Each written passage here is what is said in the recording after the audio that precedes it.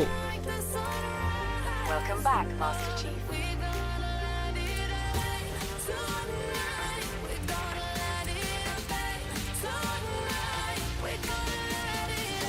Okay, let's try removing some of these.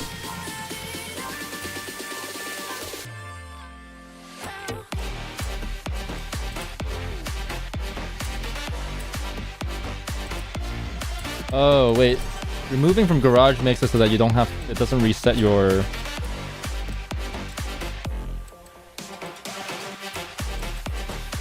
position. You can stay within the brand.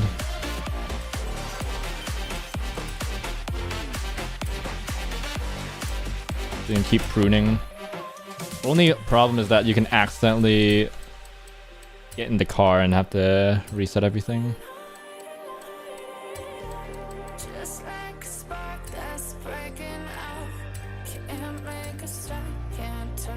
Nobody really wants these cars anyway, so we're okay. So many of these. I feel like the Hot Wheels cars you should kind of keep around, but...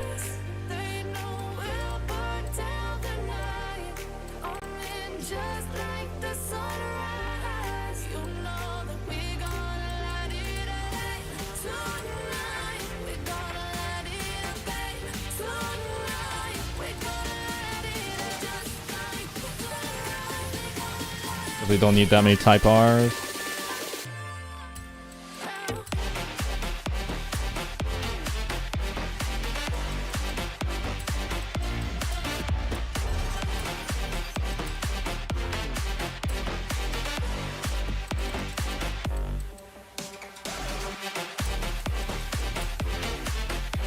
Let's go with my Fords and remove those first.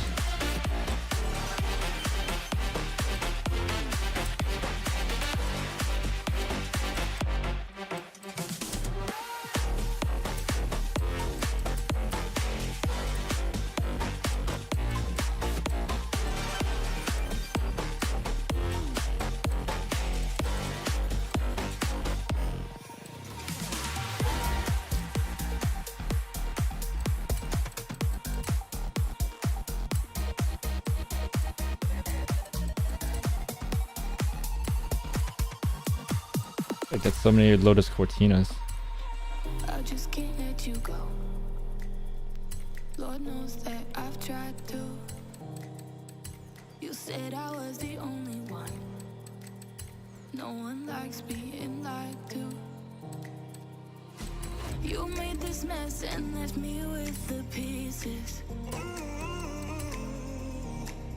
Now I wanna burn all the bridges between us. Did I remove one that was tuned? That would suck.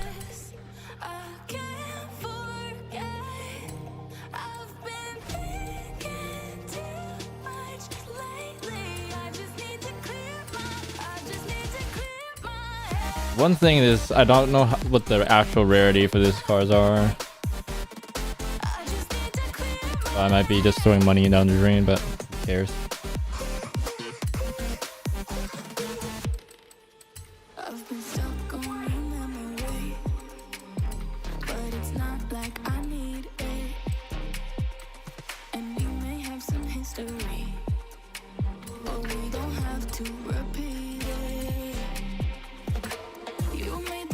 You know what feels bad if when I get to trying to remove stuff from Ferrari.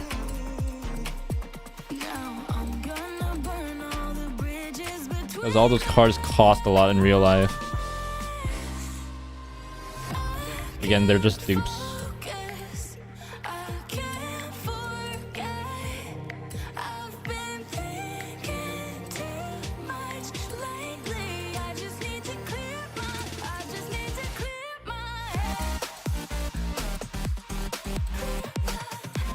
Oh, for sure I can remove these. I already have 2 tuned versions of these.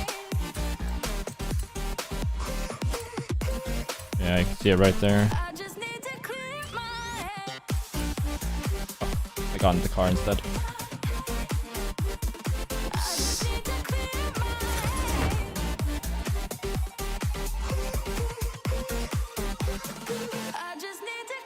Well, that ends my session.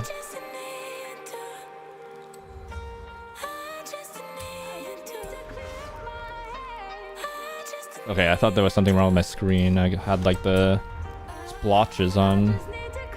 Alright, cool.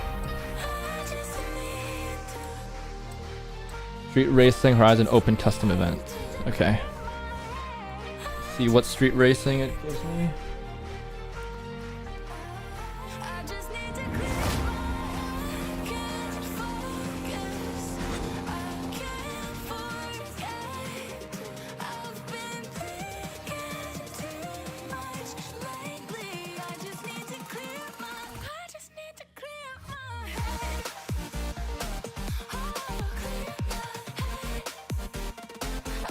Ah, not bad. Street race. Besto time.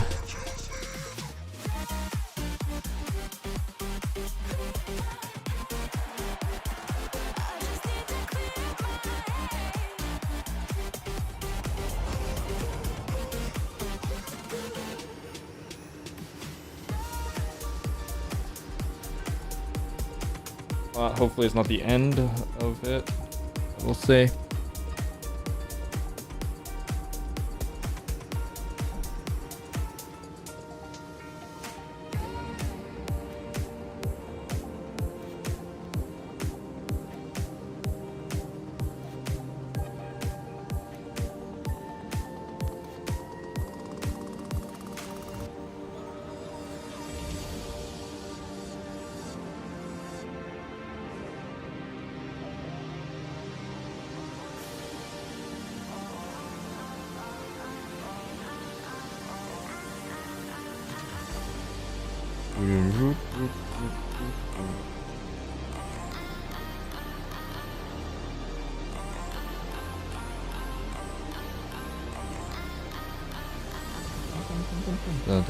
That was a long build up.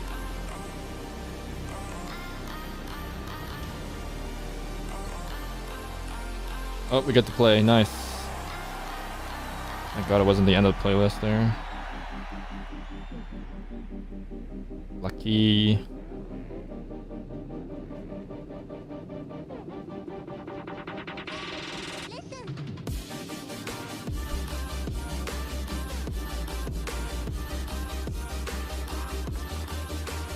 Okay, nobody in meta. Nice.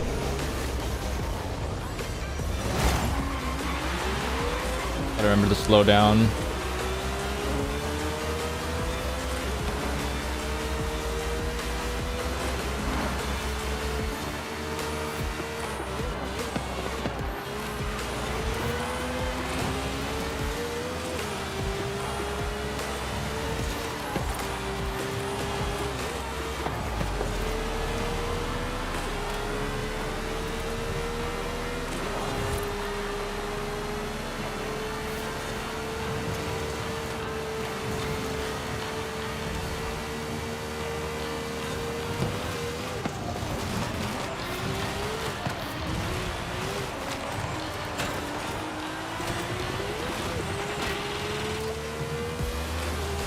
That's the wrong way to take that corner, but whatever.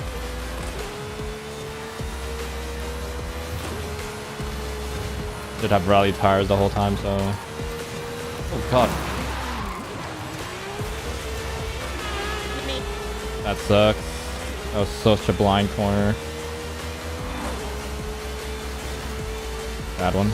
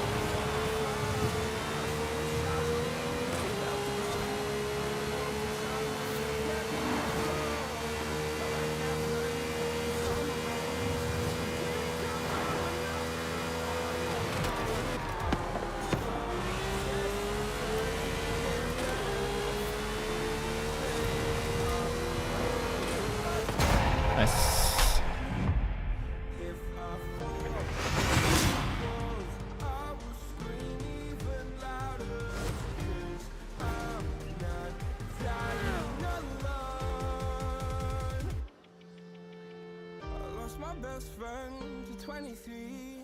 She left her body and hovered above me.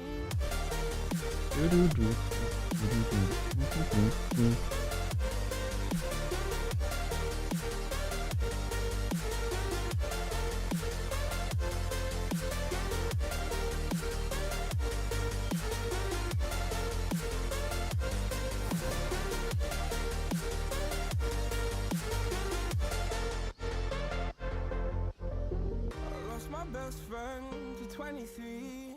I heard they have The 23. Michael Jordan? I felt like dying again and again. I went through hell instead of death, but I keep fighting with each living breath. I saw no way out from where I stood. Felt like the fire above me. Now you're gone, I'm alone. I guess it's time to get better. Through the pain, I will go alone. If I fall, break my bones, I will scream even louder. 'Cause I'm not Dying alone. Something about his best friend. Is it actually wet or is it just foggy?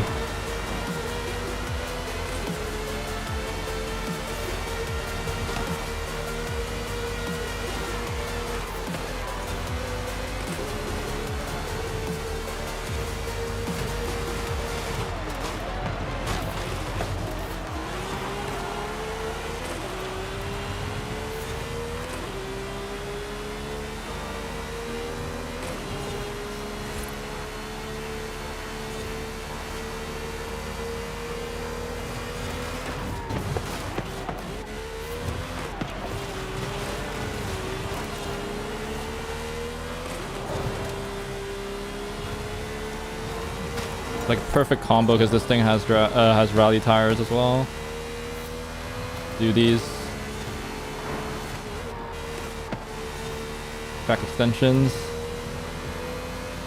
Uniquely qualified for S2.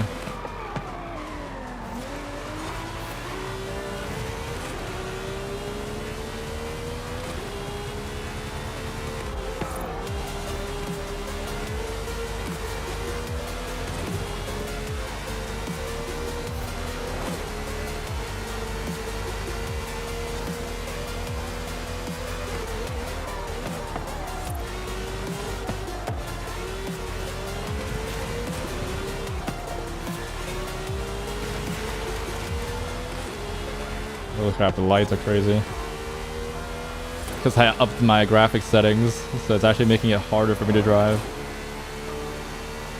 That's okay. Wasn't that fast to begin with. Oh, Dark Z. How's the cut going?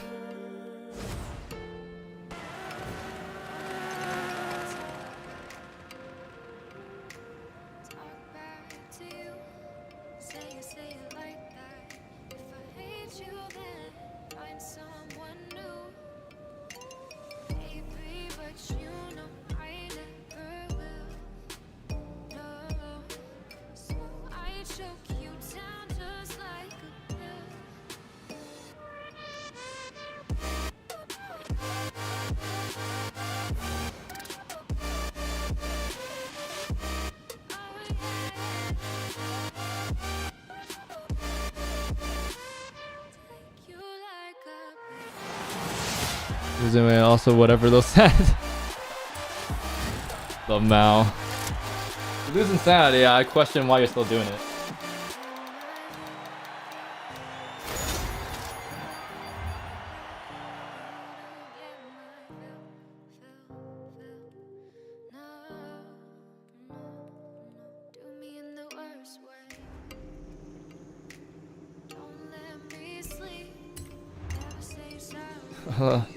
Yeah, it's not so bad it's exhausted all the time. Makes sense.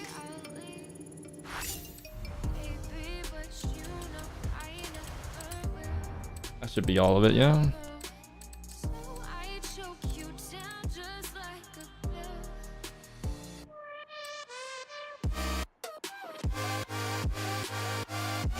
second.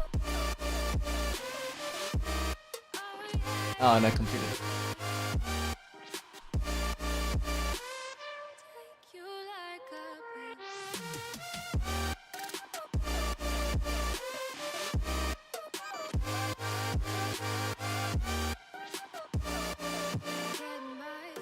I'm on my own, broken alone. I feel the rain crashing down all around this empty town.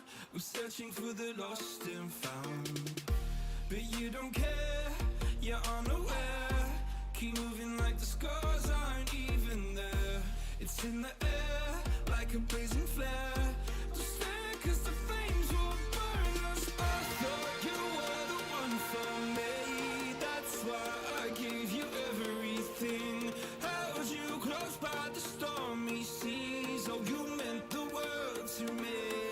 I used to kiss your head when you cried for me.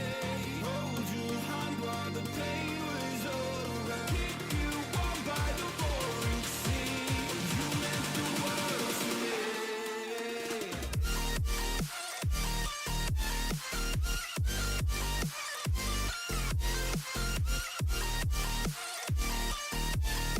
Oh, you meant the world to me.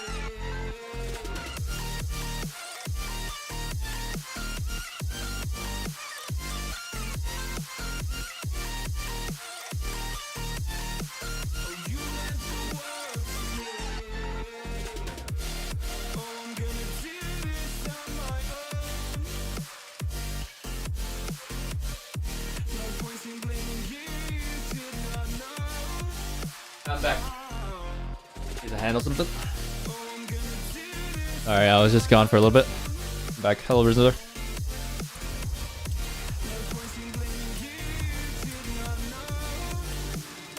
Need to get rid of this condition, which I did. Oh. Damn. You have a condition? Even what the heck? I get disconnected. Hello? If you're a guy as healthy as you go into the gym, what does that mean? Make me? I'm gonna die of dysentery if you have issues. No way. Yeah.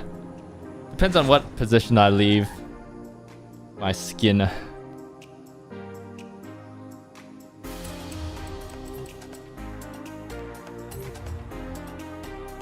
You'll stay in that position.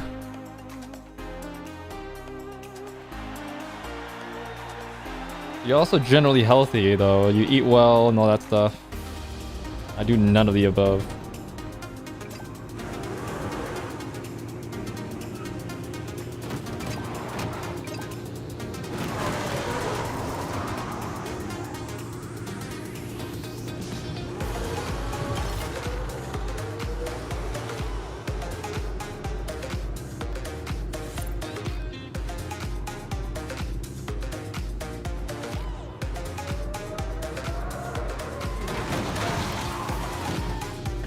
This guy's doing.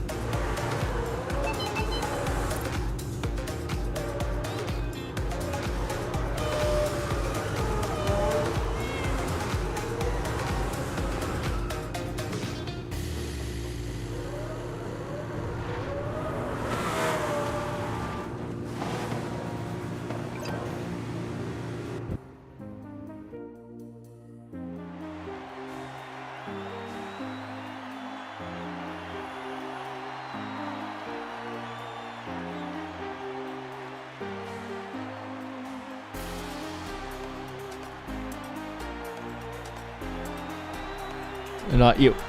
Can't out gym a bad diet? Nah, I do, but earlier not really. Wait, what? You let yourself go? Nice thing.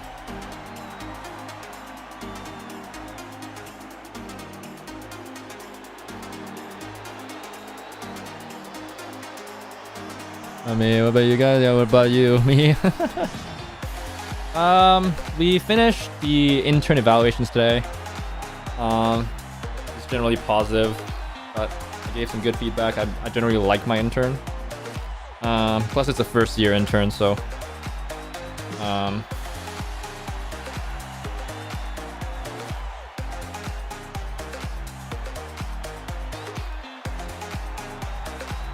So it's like pretty easy for me to recommend because they're not getting a full job coming out of university. She just finished her first year. So it's more like whether we'd like to offer a return internship. A little fluffy, but now you're okay. There you go. So that kind of pulls it to the end, to an end. That whole saga of like lacking sleep, trying to get stuff delivered to help the intern out. Still doing it because we want to get some stuff out by the end of the week. And that requires some work still. Like I'm still checking my computer like off a little bit once in a while. There's nothing to do right now other than just wait for stuff to happen, but yeah.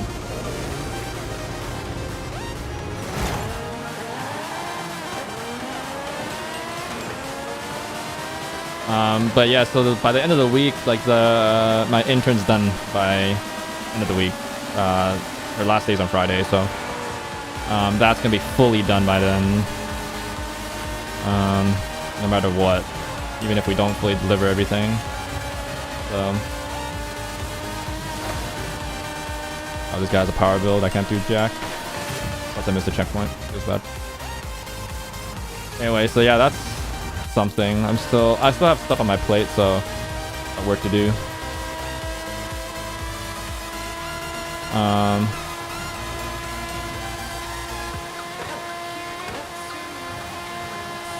But like that's like one big project kind of down. It always feels good. Move on to the next thing. And then outside of that, my move date is getting closer and closer. It's kind of crazy. I mentioned this quite a while ago, talking about moving in October, and we're getting closer and closer, only 2 months away basically.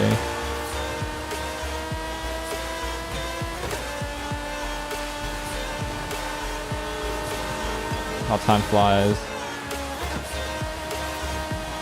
Like a lot of time between, but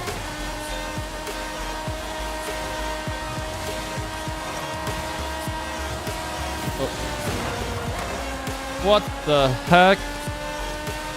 I know it's not his fault, but that's ridiculous.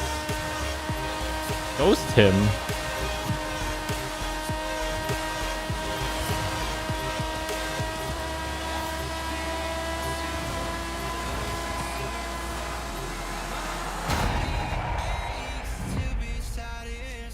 October is basically tomorrow. Damn. That hits hard.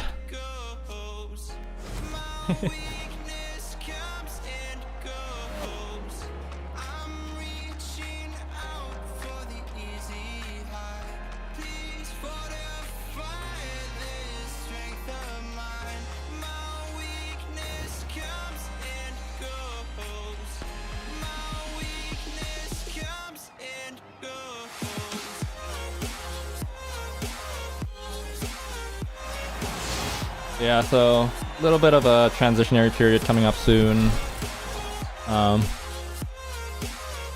Yeah. Got some plans. We're celebrating my dad's birthday next week. Some plans of like going over to the States and all that, even though I don't really want to. I just don't want to go to the States just because like those landscapes and stuff. I don't want to go unless I have to. Like prepping for, you know, the move and all that, I'll do it, but for leisure, I don't really want to go down there. But my dad wanted it, so that's cool. We have some dinner plans here in Canada first, and then the day after there's a bit of a trip. The stream's still gonna be on because I'll be back by the night, so nothing to worry about there. Wow, we get S2 again? What the hell? I want to use this car again. I didn't get a chance to really stretch.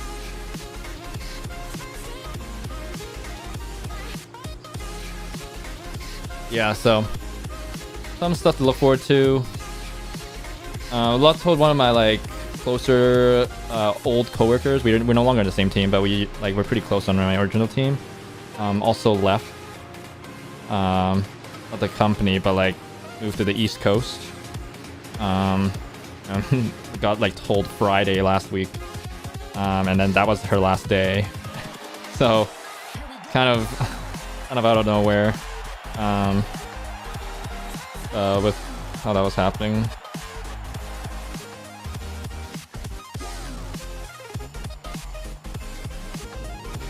Which is kind of sad, but also happy for her and all that. Watching, don't forget to like and sub music. Outro music, yeah.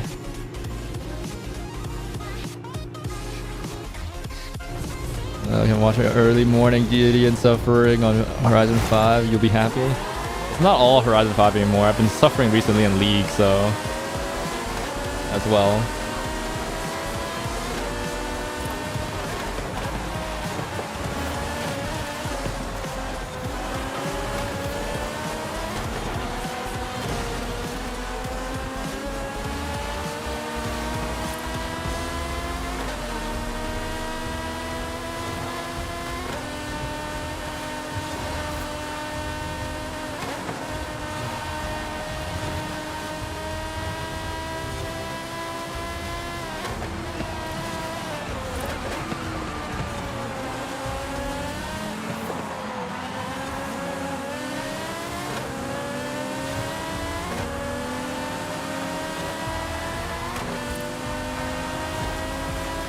Breathing down your neck.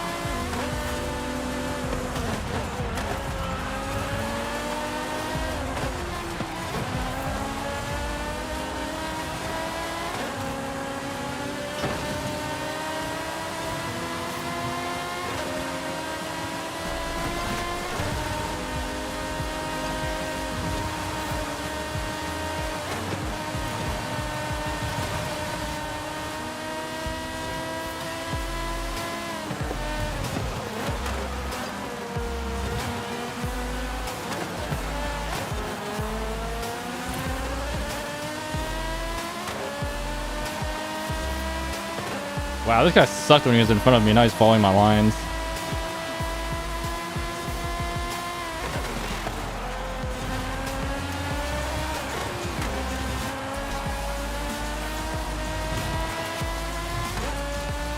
Doesn't it need to far enough so that he can't really copy anything anymore? Then he'll drop back.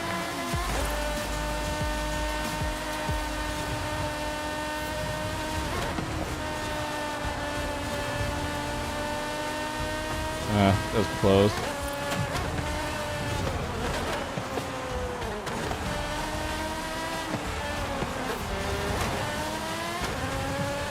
I just have to make some mistakes and he'll follow. I copy, but got somewhere. Beginning to believe the other games you play so I can't watch it. True. I don't blame you.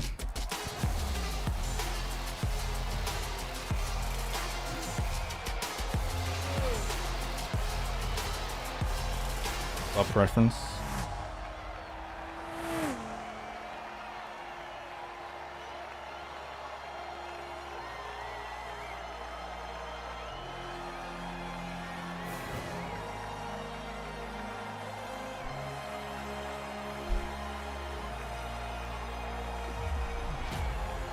Yeah, so got some stuff lined up. It is like sort of rolling back in the summer now. Oh, I did get my immigration documents as well. So I need to schedule an appointment with the US consulate and stuff like that to get full approval on the visa to move. I really kind of want to delay it. My manager's been known to try to push people to go to the States earlier. I've been like pushing back a lot. One of my recent coworkers told him that she got her appointment, and basically like assuming you succeed, like they don't like reject your offer, which they shouldn't. But you end up it takes around full 3 weeks, so 1 week to get your passport back and everything, and after they take it to put the visa on it, and then 2 weeks to inform HR you're moving and all that. So there's 3 weeks, and then basically, the appointment. She made the appointment, told him about the appointment, like when it was, and he was like, "Oh, okay. Your expected start date over here is 3 weeks from then." Immediately. He didn't want to leave that early, but she made the mistake of telling him progress. So I'm trying to delay that progress right now. He's already asked me like why I'm targeting October instead of going earlier and all that stuff. So let's not make it awkward and have him ask why again. You know what I mean?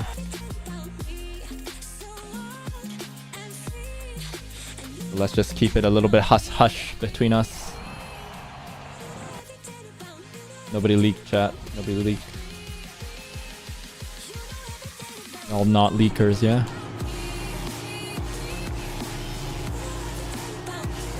Yeah, although, to be fair, he's one of the people that know, that kind of would understand why I haven't... Because I mentioned it to him already, like in our one-on-one meetings, and talking about like my grandpa's situation, how he had like a mini stroke earlier in the year and all that kind of stuff. And theoretically, he should understand, because like he recently moved back from, I think, India after spending like a couple of years over there after being in the US before that, working. And then apparently she was going back to take care of his parents and stuff like that were having some medical issues. Apparently it was like some type of stroke as well.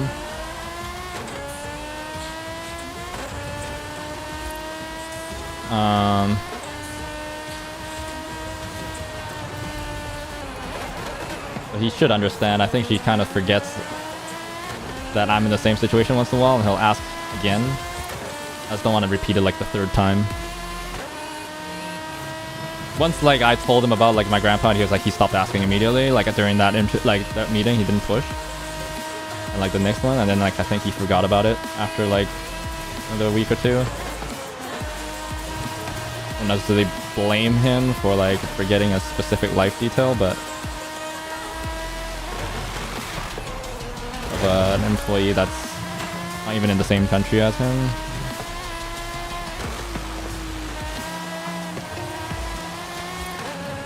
But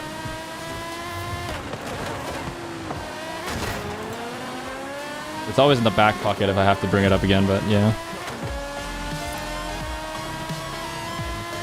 Yeah, I mean, he's already expressed some...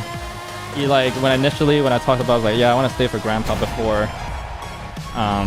for a bit longer, spend more time with him. Before I told him about the stroke thing, he was like, oh, you can just go back every weekend.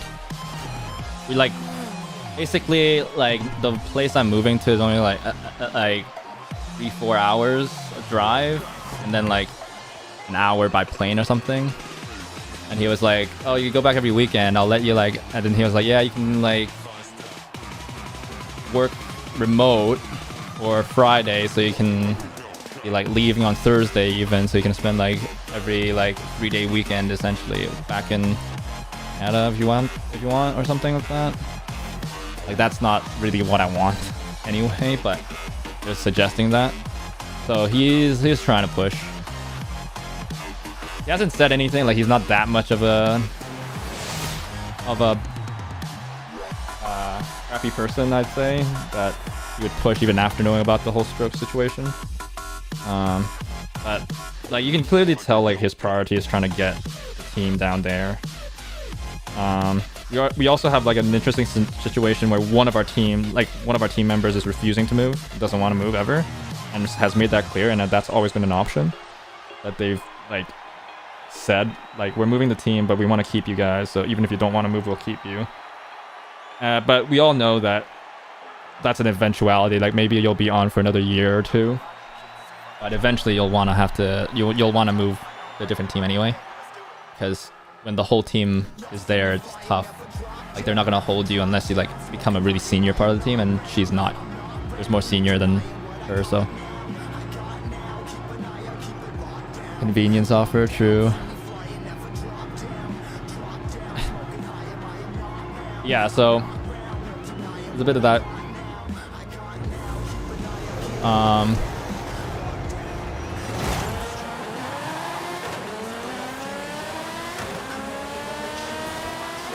And like he's been asking like to see if people have been making progress trying to convince her to go as well, even though he has never made that clear. He thought that maybe we would take that upon ourselves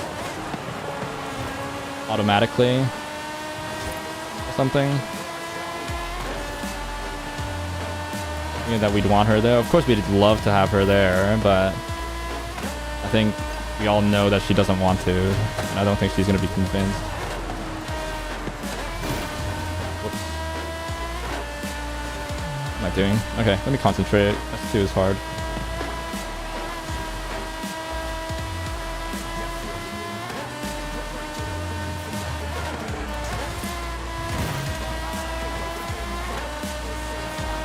I don't know how far to push it.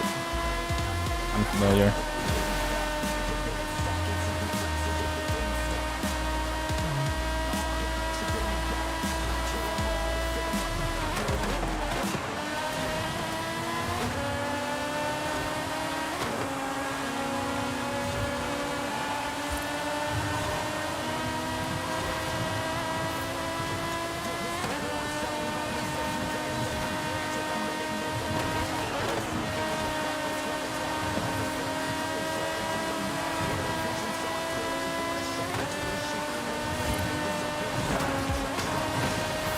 Wow, I got hit a piece of tree there.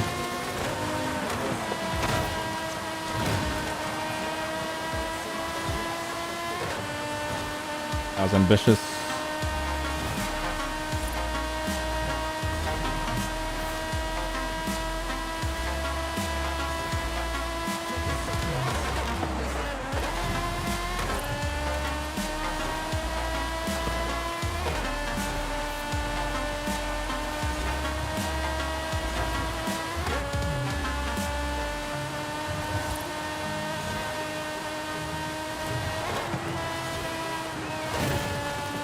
Well, I don't know. I'm breaking too much and then sometimes too little. Okay, I didn't hit the queen. Towards the end. Sound like you very much like the man. Yeah, I mean, like, I don't think I've gotten to, like, it seems like there are points where he seems very personable. Like, I've seen some of his interactions with like the people that have already moved. I think a lot of it is you need to kind of get to know him, and once in a while, like in our one-on-ones, once we get past kind of like a business side stuff, like he's like generally like approachable and likable. Like we talk about, like he's actually like into cars. Like he used to like, apparently he used to like tune cars and stuff like that, like nitro and all that, like pretty like hardcore stuff. He's not doing that anymore because it's not financially like viable for him anymore, but he used to do it. So it's not like there is like a sense that I think he's trying to, I think there's like a transitionary period because he's also new to the team, right? So he only started like 2-3 months ago, and at the time, like the initial impression has been like, I think he's trying to make a stamp on the team. I think in general he's kind of pulled back a little bit as time has gone on. As he's like kind of developed the system and kind of known like how we do things a little bit more now. So there's a little bit of like him trying to like stamp his impact a little bit, and then like, which I mean a lot of people want that, especially if you're a new manager in the team and stuff like that. You don't want to be like, I get some people's thought process of not wanting to get walked over and all that stuff, but there's a little bit of that, hopefully. I think I've already seen like a little bit of it where he's kind of relaxed a little bit. And like some of the initial stuff that he was really pushing for has like slowly come to completion now as well. So we're getting to breathe a little bit, I think, and I think that'll be fine. I don't hate the guy or anything.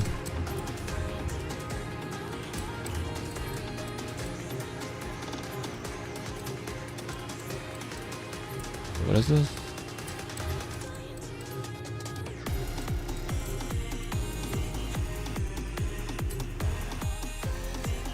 Yeah, I think he, as long as he like learns to sort of, as we adapt to him as well, and him adapting to us, I think we'll have a better time.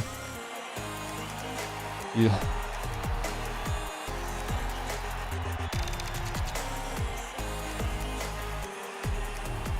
Yeah.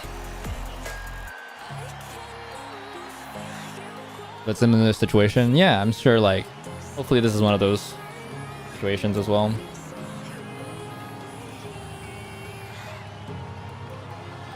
If holds true, then we'll be fine. Like give it another month or two. I think even now I think I've like liked him a lot more than I did like when he just started.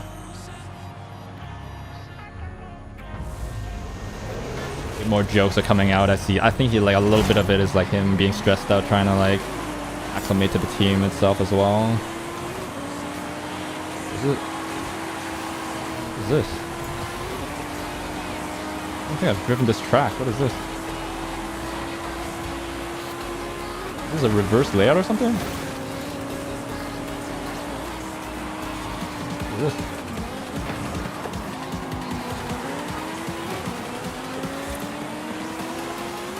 I don't remember this at all.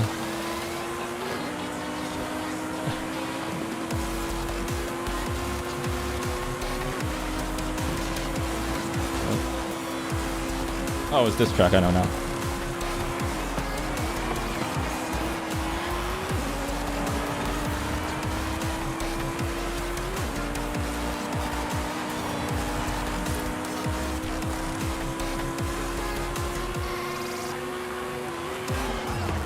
Whoa.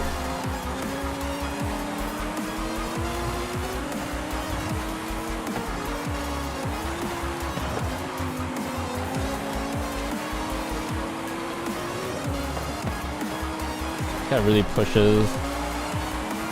It goes wide a lot.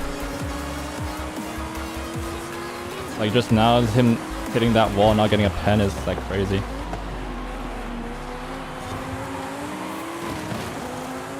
Damn, that was my chance.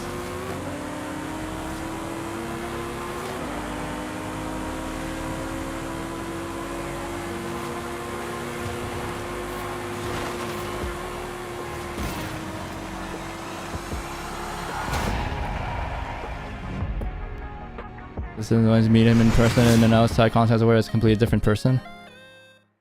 Yeah. In general, even like when I see him some of like the meetings like I'm in nowadays, like when I see him kind of interacting a bit more, there's like a bit more jokes being cracked and everything as he's understanding more. Like he's able to joke about some of the stuff that we have going on. I think that's pretty big. So yeah, I look forward to like still working with him for sure.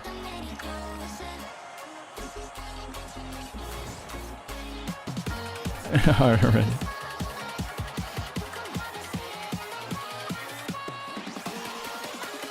I don't think he has dementia. He's not that old. In my case.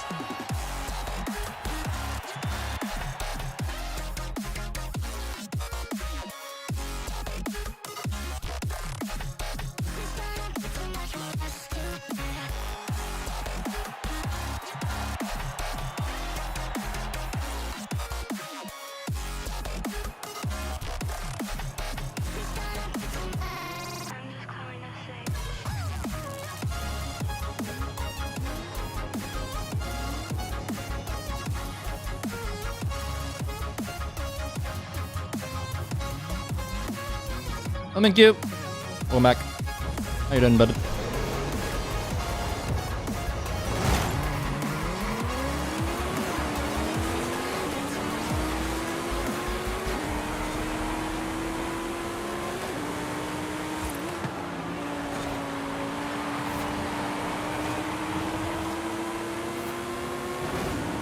Oh.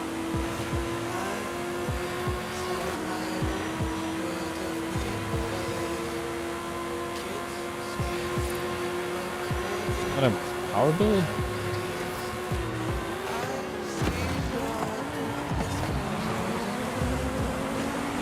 Oh, my bad. Oh. What's going on, man?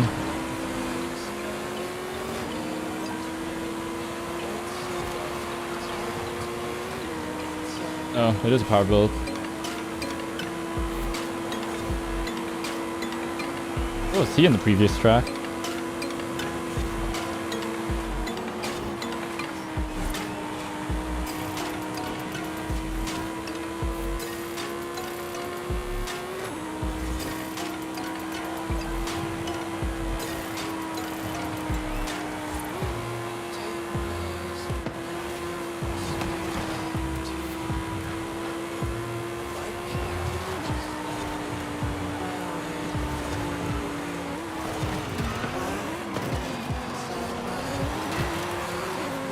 I needed to just ride it through there and then allow the freaking ghosting to handle the job for me.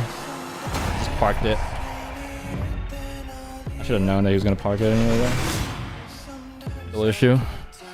That was his only move, to park it in there.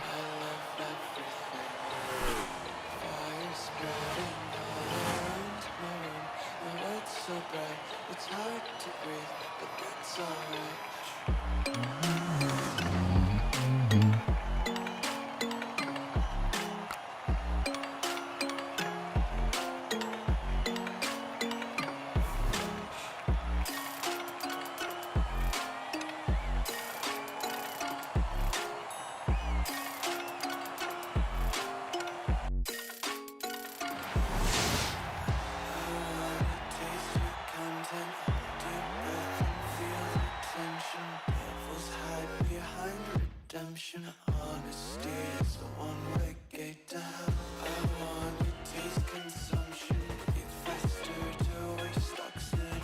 Hear the children sing aloud. Music to the rhythms of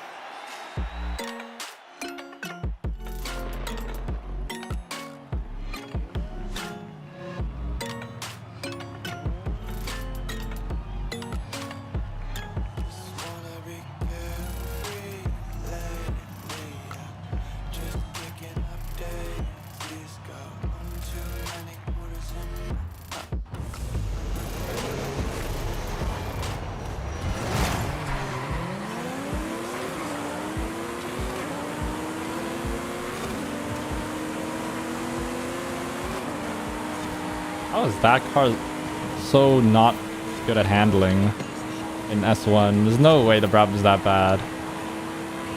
That guy must be doing something. 100%.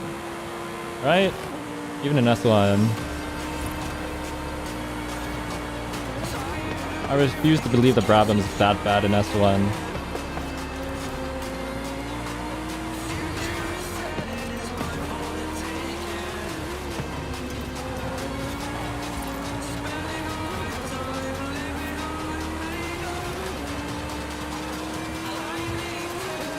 It's on drags?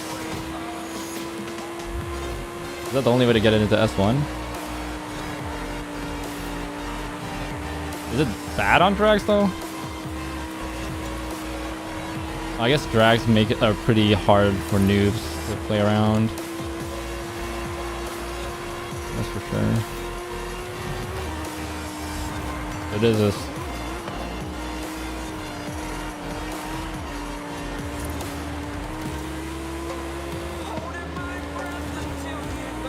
used to like having to deal with a heavy amount of slip angle.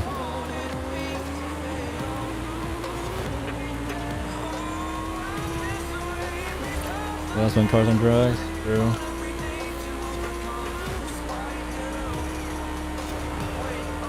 Yeah, I can see it now. It's not the car's bad, it's hard to drive. Too hard for that dude.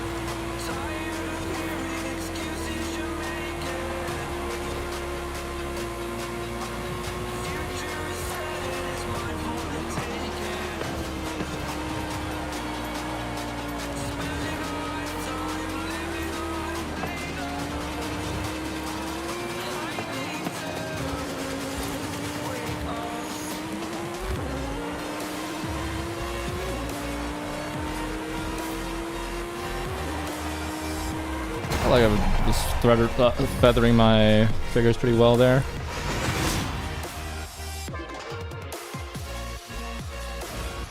On the corners. Yeah. Lap time. Take it.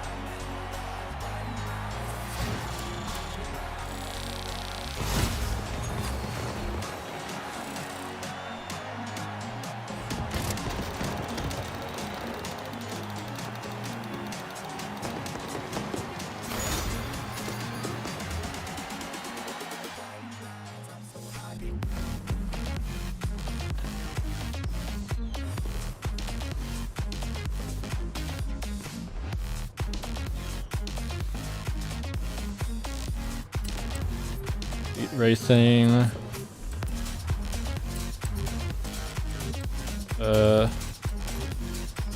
With this thing.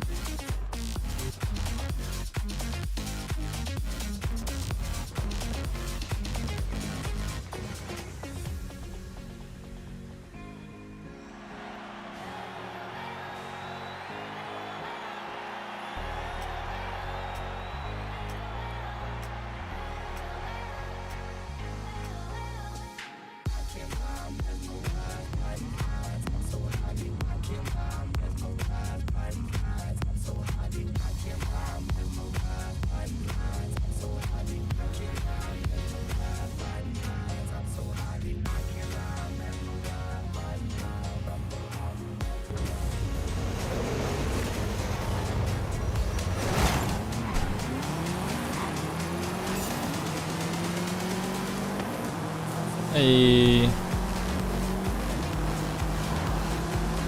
course that guy's in a power build. When is that guy not in a power build?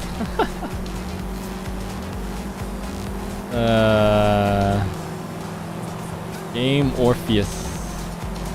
I wonder I kind of remembered his name.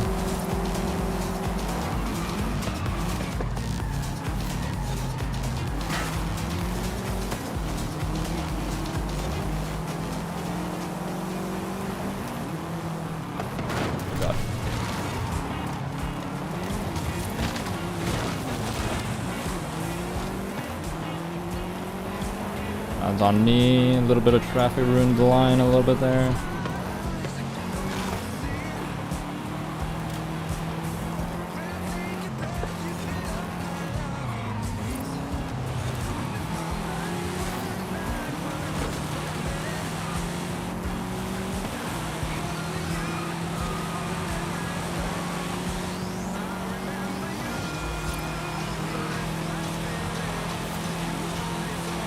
Like, dude's not even that great at the power build that he should be like rudely feeling away about this point. He's barely doing that, but it is what it is.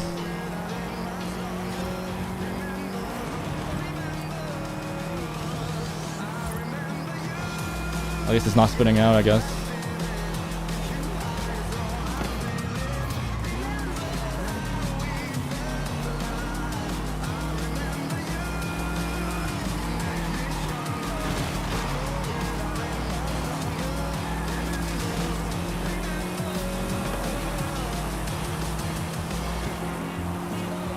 Oh, your car has no top end. Okay. Who left that trap there? What the hell was that? What? How did that guy manage that?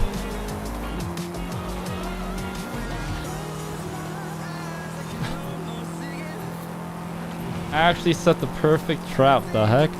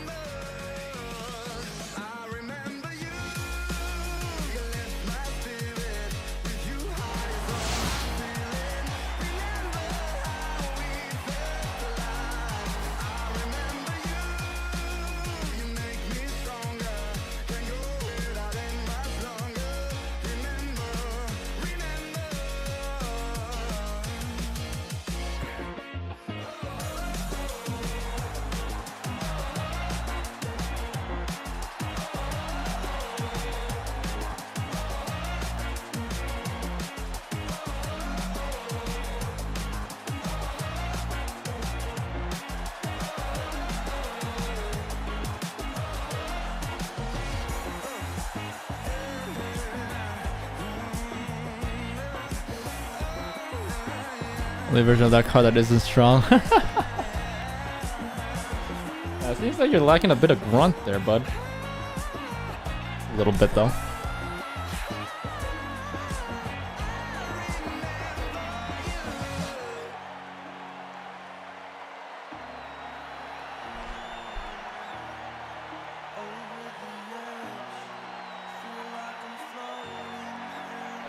That 1932 engine. Is it 32? I'm keeping up.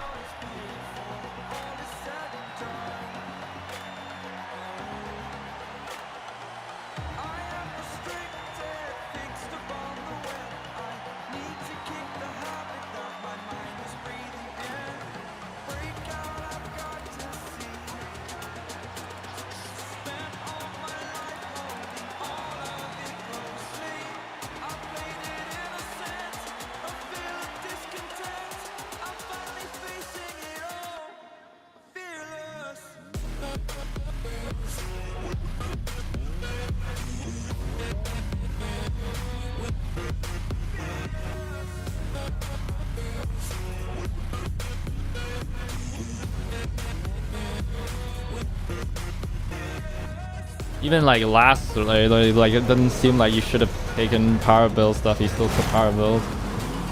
That guy's just a power build aficionado.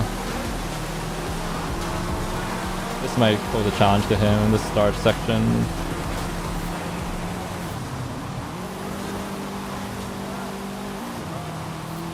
So we gotta build a lead off this.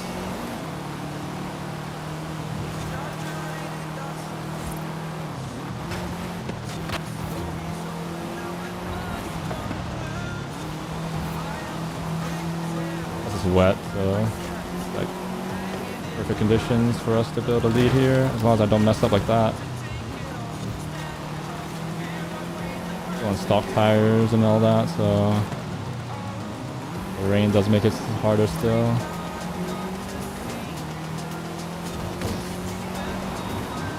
Not uber easy, but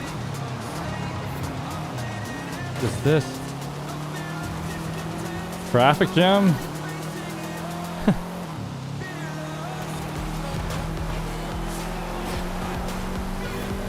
Freaking traffic jam, everybody turning right, the hell?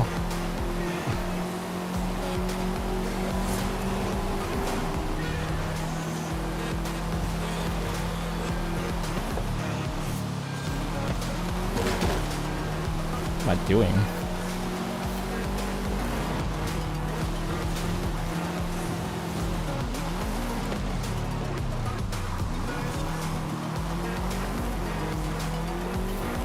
Needed a bit of rotation. Not sure if that helped, but felt like it did.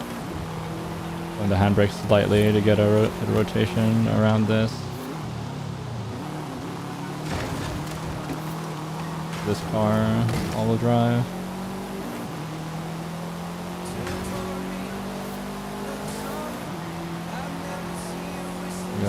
You want to go too wide, trying to power oversteer. Oh god. Okay. Traffic's out to get me.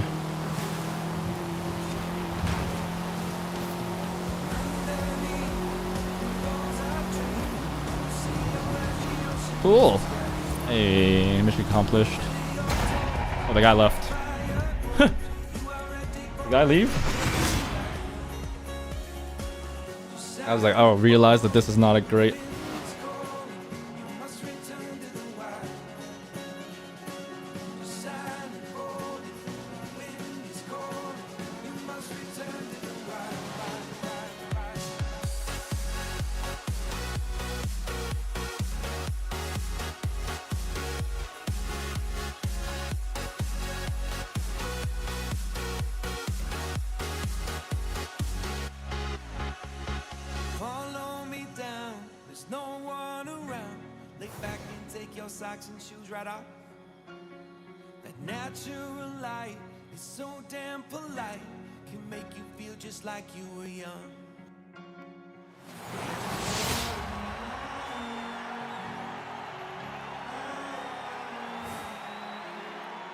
Chill car. Yeah, you don't have to think about much. Just kind of continue being underpowered a little bit. That's fine.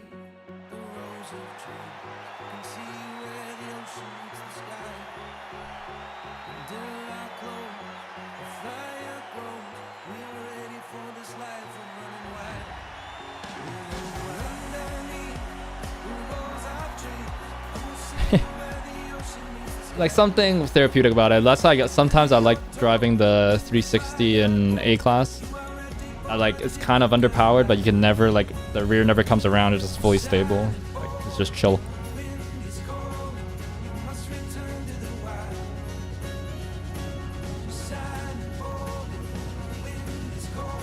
Yeah, I'm gonna start sitting for a little bit after this.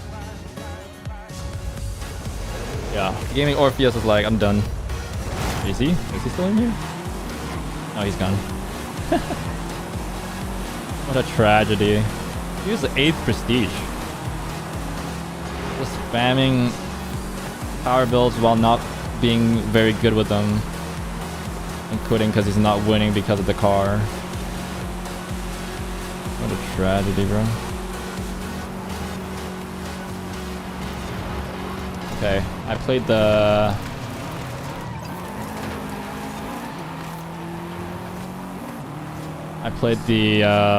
smart game there. I knew that I was gonna hit that piece of traffic, but if I got close enough to the car in front, it would ghost me through that piece of traffic as well.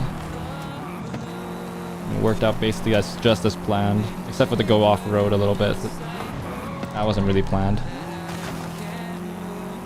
Kind of lost sight of where I was on the track. Trying to go for that.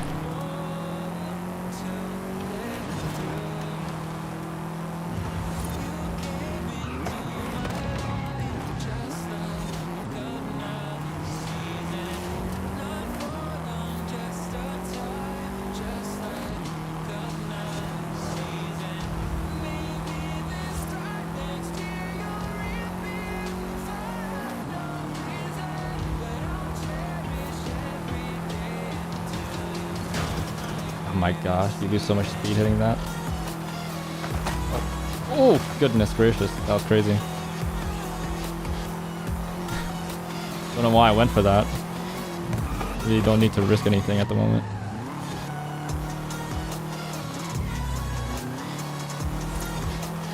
Nothing to risk.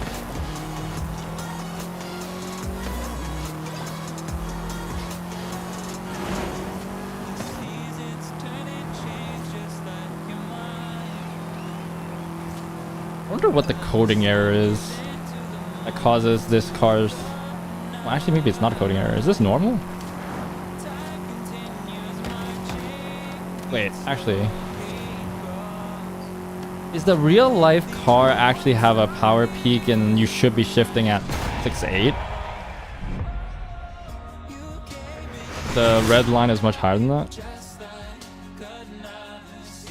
Is that real? Or is it a game thing?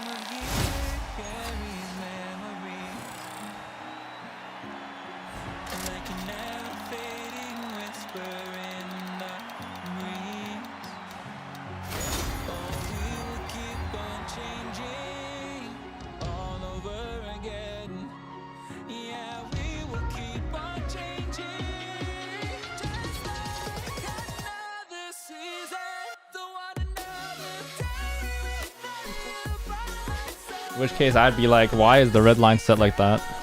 But who knows?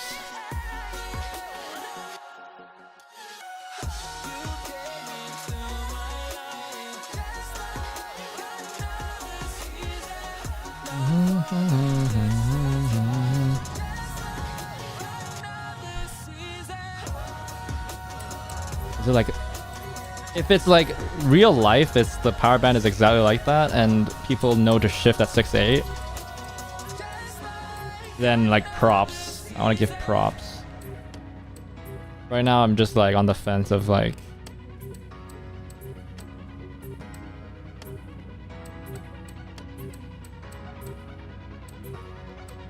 Wait, there must be a car that I wanted to try. Right here. Ah, whatever. Just don't remember if I had anything here.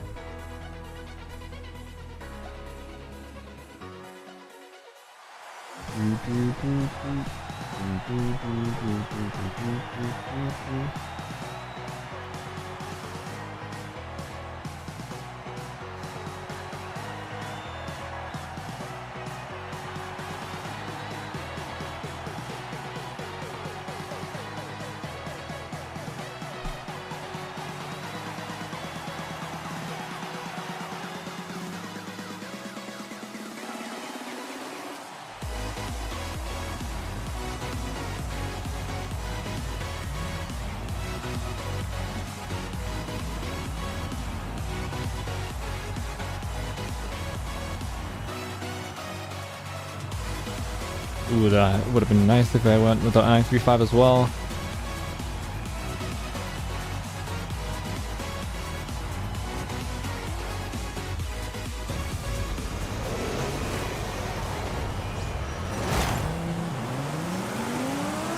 Oh, it's a power build. Oh, no, it's not. Yeah, it is.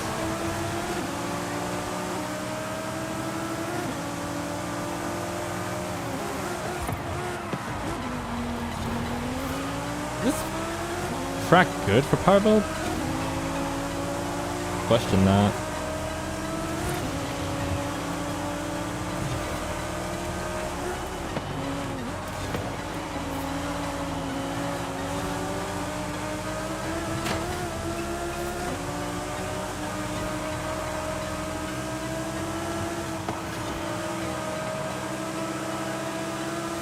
Some longer corners and shorter corners around. Final sector is pretty open though.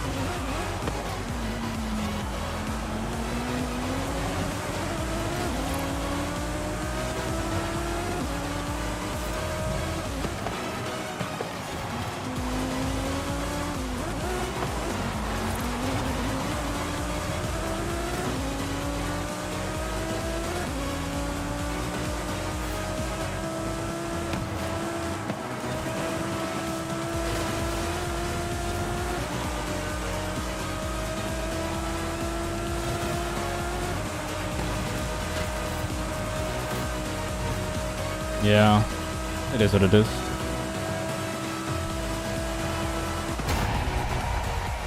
Why did that guy have to be cringe?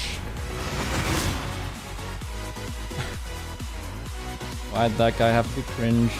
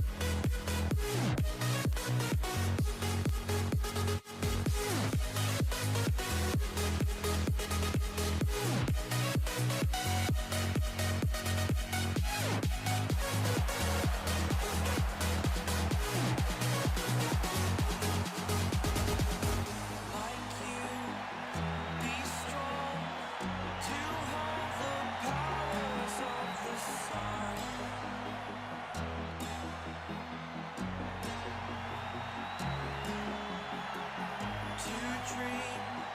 Believe in strength, now I'm the only one.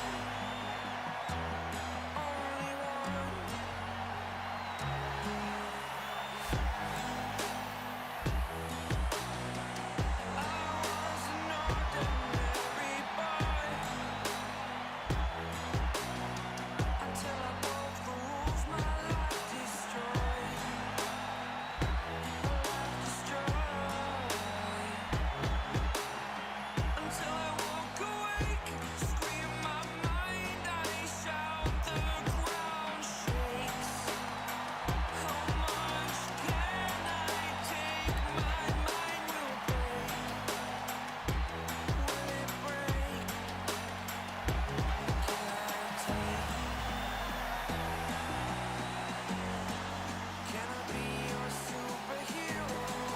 All right. Hey, Patrick.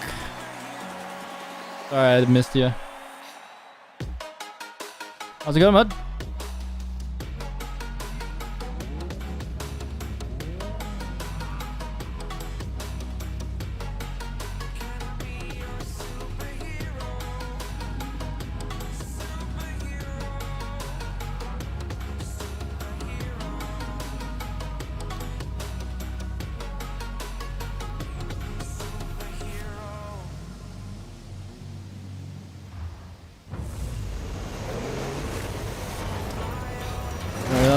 Hey, hope you're having fun. We're doing alright. We're doing much better before this cringe guy started using a power build. He was nowhere near the front before.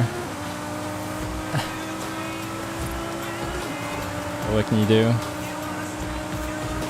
What can you do?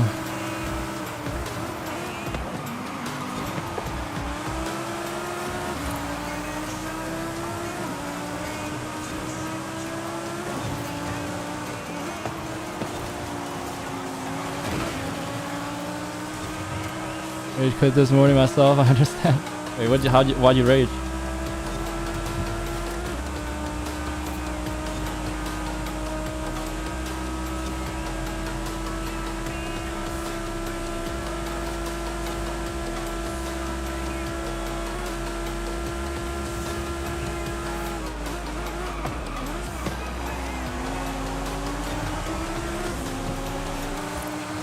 I'm frustrated, so I took a break, rammers and pushes. Oof. Yeah, that DB's tough. I think a break is always good. Always come back better.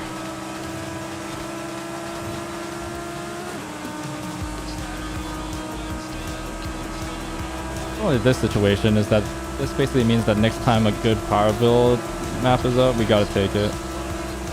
Maybe not the meta one, but to give him a taste of his medicine before we leave the new lobby. Or maybe force him to leave. That'd be hilarious. That's better actually. We don't leave.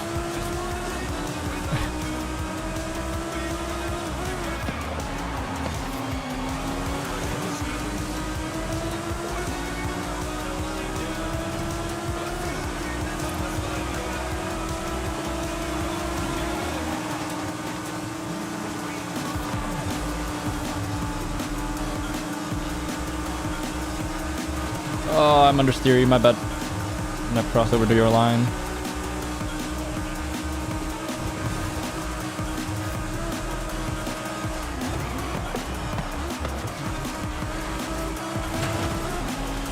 Woo. Wow, ran a really ragged edge there. Though today I couldn't avoid them every lobby, had at least one. Yikers.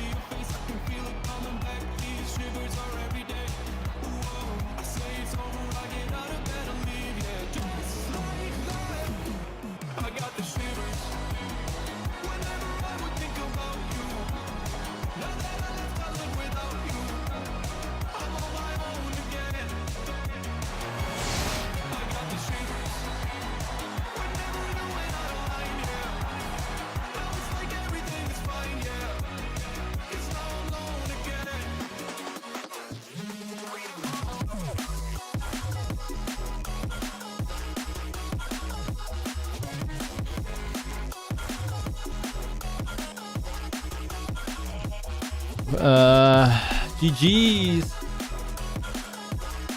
Yeah, I mean, there's no punishment with before.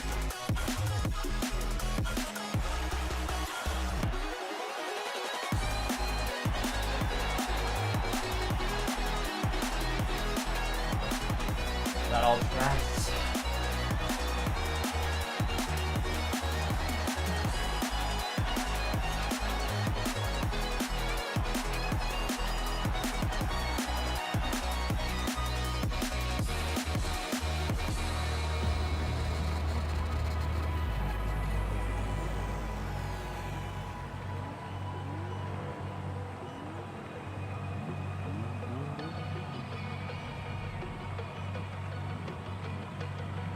Alright, he's gonna suffer here though.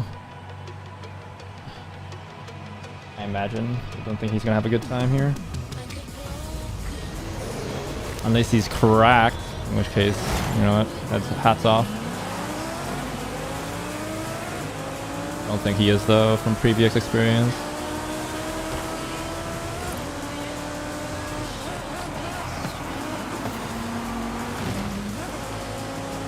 Oh, I messed up. 100 steer this thing is.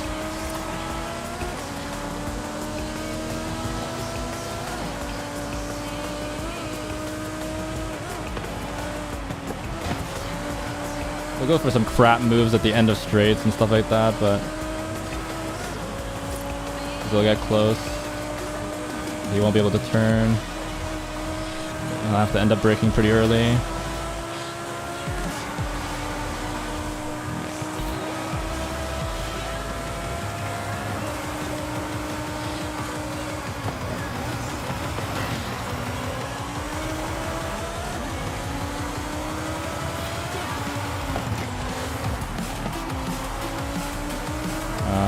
That was a bad move from me anyway.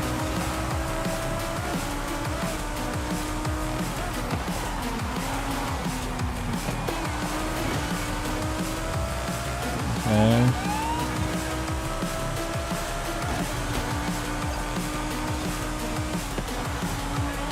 Oh god. That's okay.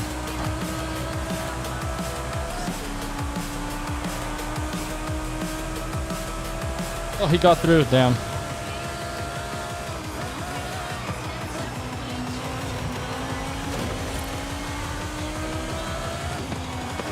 No.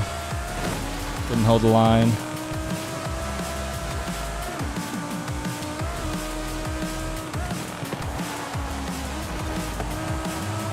That was really hard to pass. What am I doing though?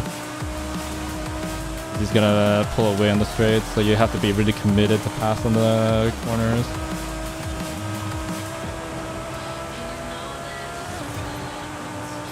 Damn, clean sweep for him.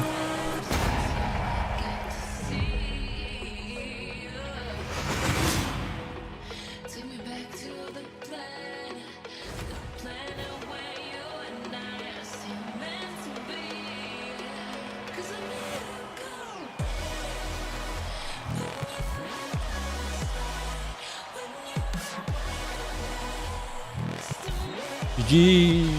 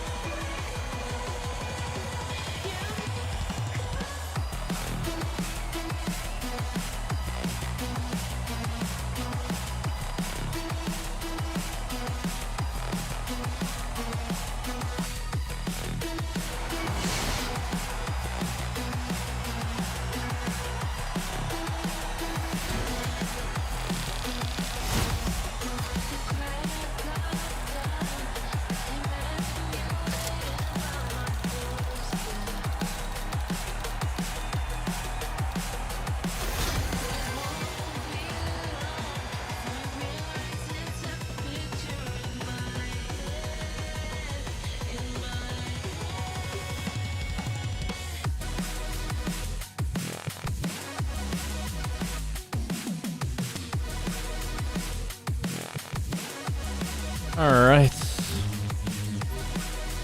Yeah, you had a little chance podium. Good job. Your VT dongles broke just now. Oof. Use a Bluetooth keyboard? Damn. You're crazy for that.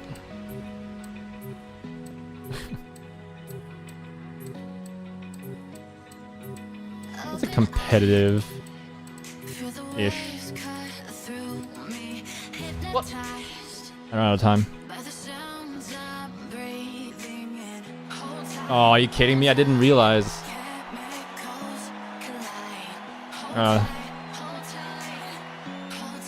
I didn't realize I spent so much time off screen.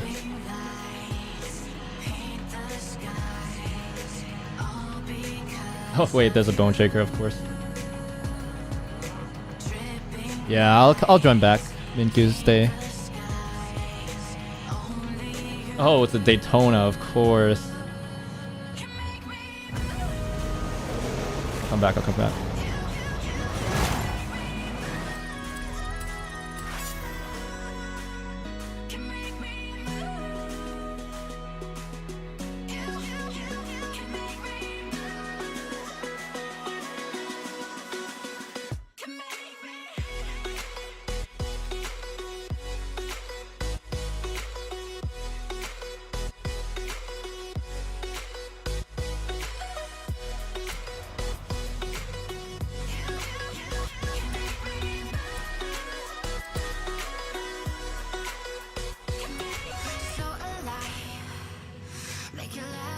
Super meta. Yeah, it's still pretty good here. The best thing in the world.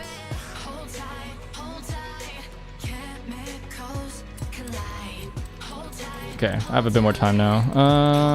I wanted to cater him actually. I find it low on my list though. There.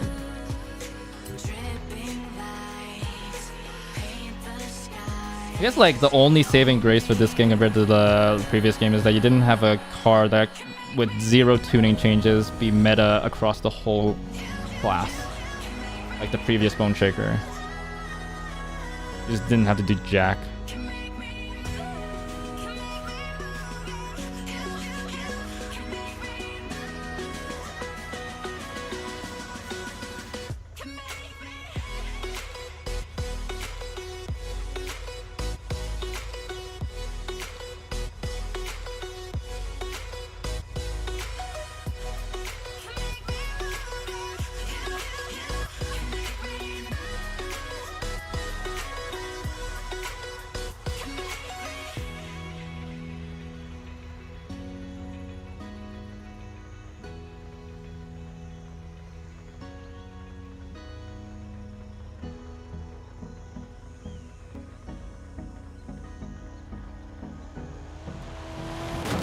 Oh. No. Shaker only a problem S1 really this game. A class we have options. Yeah, even the Bone Shaker's not that crazy. It's good, and there are like better cars, but yeah, at least you have like the only like problem car a little bit is the Scout. It's just good. I think there's like a argument to be made about like B class, A class road as well. No, I say B class road, right? Where you can like just take a pickup. Will these be bad? Yeah. I mean like the only like of course there's gonna be meta and good cars for each class. I'm more referring to like if there's like cars that are like cross class, like the Scout, which is really good in A, really good in B, and then in B road it's usable as well, which is kind of dumb. In the same vein as like I'm okay with specific cars. They don't rage good. Good job. I wanted to see that. It sucks. I had suspicion that he was just gonna bin it, especially because that first race is so brutal. That track, if you're just not good enough, it's literally a skill check. Car control.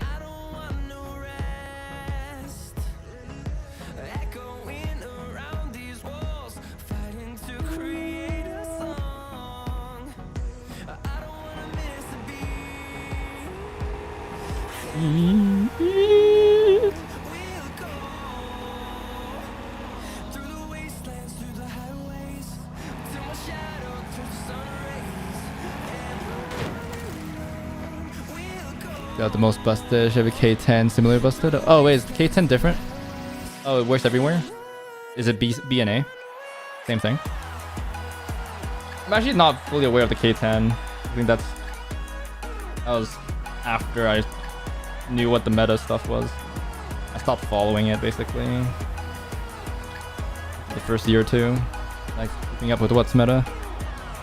I see. Yeah. Yeah, it's slightly better situation than previous, but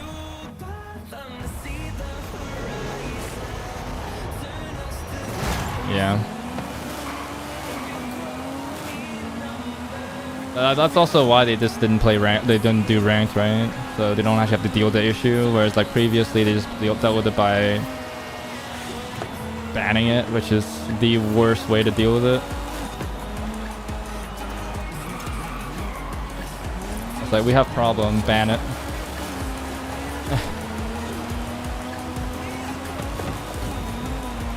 I don't know what going through their minds. It's like, well, specifically for ranked, not for opens, right? But feels like the whole point of competitive racing is that yes, people will find a meta, and in a degen meta like that, you're not supposed to encourage car variety. It's not ban it. Either you nerf it or you make other cars better, and it's probably a better, easier way to just nerf it because it's an outlier. Do something with the PI system, I think it's the easiest way. Make it so the car's weaker relative to PI, and we'll be good to go. Make the parts cost more PI and all that.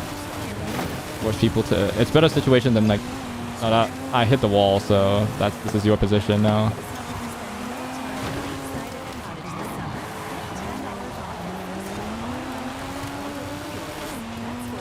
Like it seems simple enough to do as well, but you know, the lazy way is indeed to just ban it. Like that's super easy to implement. If ranked, no bone shaker, you know what I mean? Pretty simple. But changing PI numbers, hard. Even though it's not that much harder, I imagine, but whatever.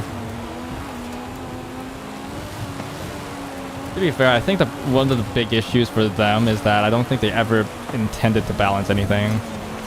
In which case, then they wouldn't have like a play test team. They wouldn't have like that pipeline figured out or like in place at work, whereas like the QA team is like half decent and able to like test and know where the cars are strong and all that stuff. Probably don't have that extensive a play test team. Plus the fact that you have so many cars now that you can play test for every combination and everything anyway. Not like League of Legends or something where they'll have like genuinely like a whole team of for balance, you know? So I kind of playing devil's advocate here, but I think for that specifically, I think they could totally like leverage community. Yeah, that's Blacklist Jaguar E-Pays and the S2 car. Oh yeah, because of the bug, right, or something?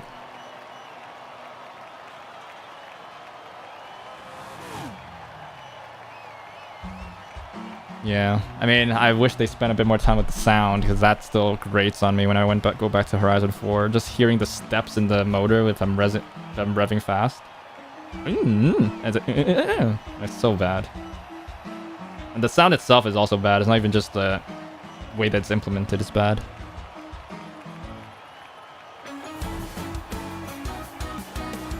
Horizon 5? Yeah, I think it's like arguably I don't think it's a bad game. I think it's just unfortunately the worst of the series. Arguably. Right? Horizon 1, yeah, you could say that it didn't have like the full open world because there was a lot of blocked off areas and stuff like that wasn't fully open. But I think that was hardware diff.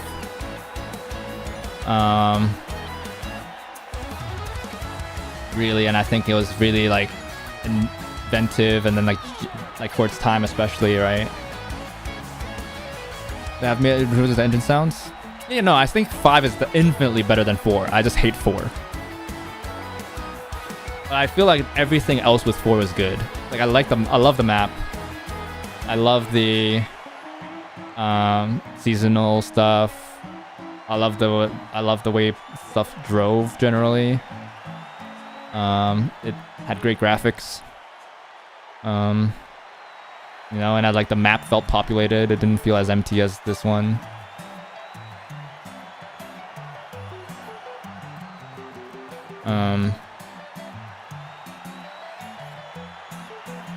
The sound is the only drawback, right?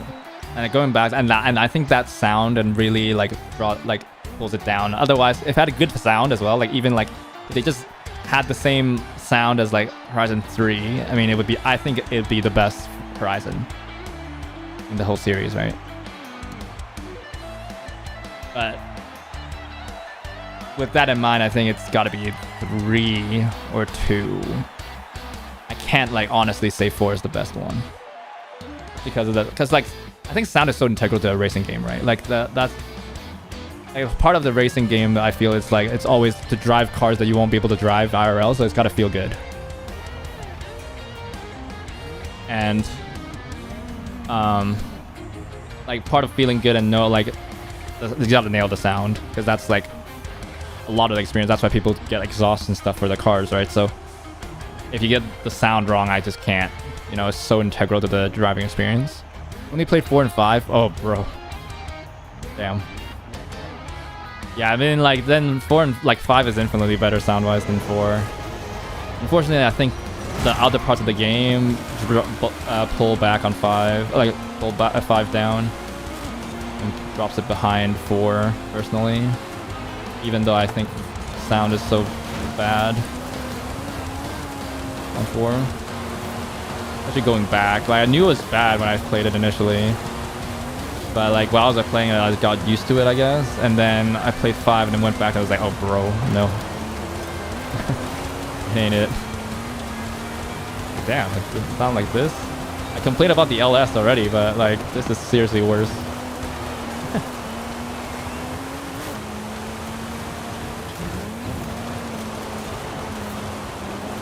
I stopped complaining about the LS here. At least it sounds powerful. It's just obnoxiously not unbalanced. It's so loud in this game. Problem is, with EVs, if they make it silent or not as loud, then you lose stuff as well. I don't know. I get the dilemma. It's a dilemma even in real life as well, right? Where people are lacking the sound even for enthusiast grade EVs. So I think Porsche does it basically the best from what I heard. It's they basically just amplify the motor noise in the cockpit or something, so it's technically the right sound. It's just amplified. Of course, it's still fake, but then you have people the Hyundai, which is literally faking the sound, and Dodge, and I don't think that's it. Faking gear shifts as well is kind of crazy. I don't know how to do it. I think fundamentally, I think the car enthusiast it's gonna be a huge shift. I don't know what's gonna happen. It's something I think about once in a while. When eventually all the conventional gas-powered cars are off the road, as even with hybrids, even the hybrids are going into completely different energy. Even if we get to light years ahead of, and we get nuclear powered cars that don't need to be refueled at all for the lifetime of the car or whatever. It's still basically going to be electric based, so you're not going to get the sound and all that, and hydrogen burning cars aren't going to be a thing because it's just inefficient. In a world where the only way to experience conventional gas-powered cars, other than being a billionaire and having antiques essentially, or having an old collection grandfathered in or something, I'm planning to keep my car long term, as long as it doesn't die. That's sort of a weekend car, but even that's only as long as I can afford paying for the gas. It's gonna get more and more rare and all that.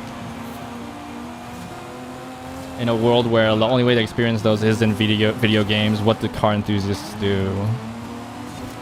And I see all these like modded Teslas, and I'm like, that's not it, right? Like they just bag, like what is it? Like they just bag them, strip them, lightweight, carbon exterior bits, some suspension bits.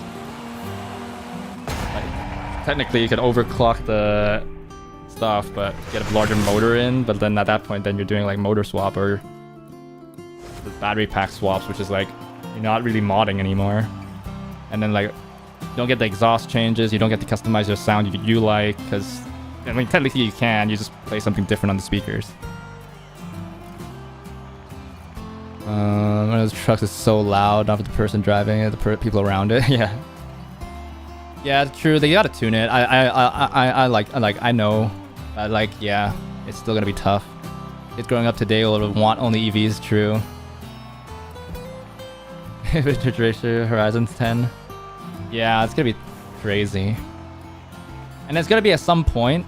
Like, this is like a legit worry, because the whole point of like people have to get licenses for these cars, right?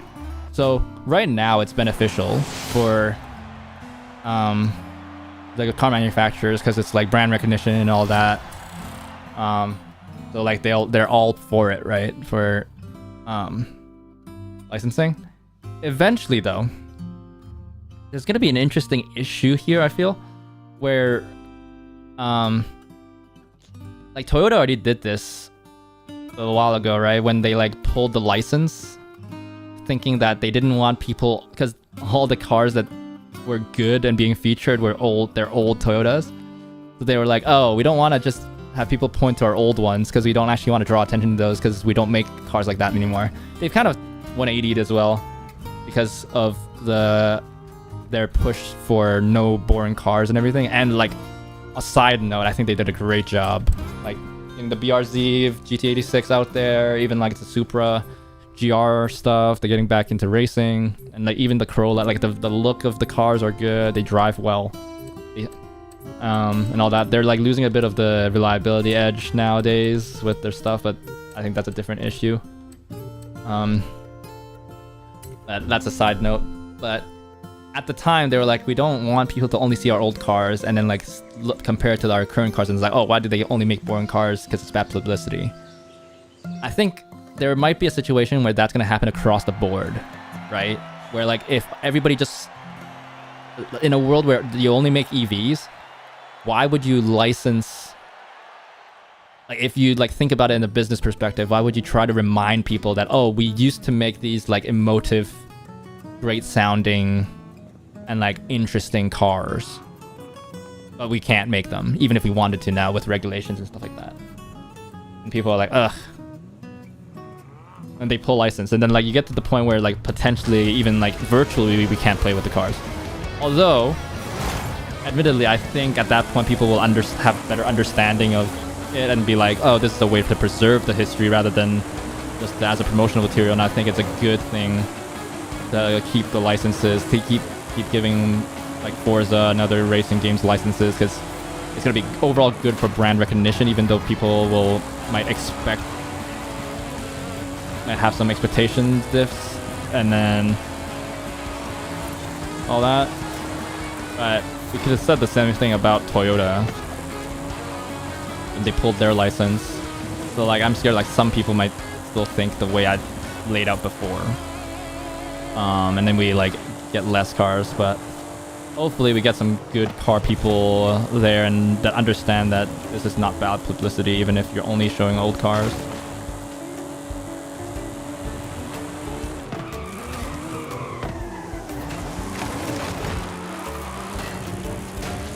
The same vein, kind of like where McLaren is still keeping the licenses available for like the F1 and stuff like that, because technically people, I don't think it's far-fetched to say that everybody still prefers the F1 like compared to all the, actually maybe not. I think like the Senna is like has a special place in people's hearts, and the P1, but I think it's fairly safe to say that majority of car people would prefer the F1 over any of the ultra hyper cars that they came out with afterward. The legacy of that car, and like how significant it was, but they still allow the license. So in that sense, that McLaren maybe kind of get it, even though it's like compared to the F1, people are like, why did you just keep recycling this V8, bro?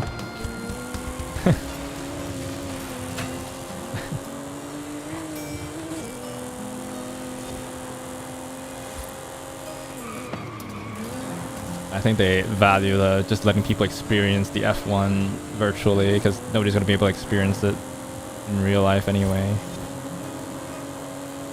Will be established all over. Petrol cars will become trendy again. Yeah, I mean, I'm talking even further into the future where like literally no gas cars on the road. Basically, unless you're talking about like Goodwill. Oh, Goodwood, sorry, not Goodwill. Goodwood, like when people bring out their antiques and stuff. This is past trendy. Like, there's gonna be... You know what I mean? That's dystopia. Yeah, I'm not gonna disagree with you.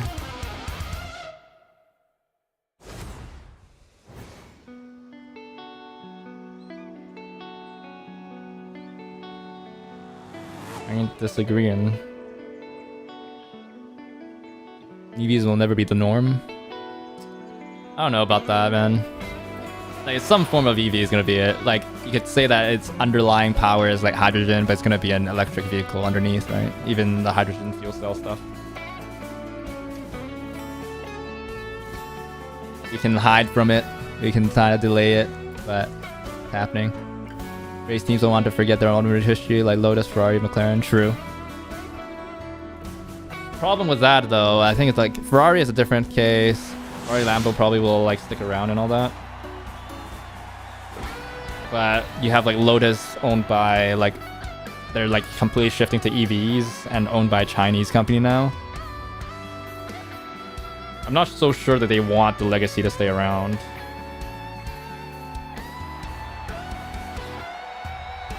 I think that's a different concern altogether.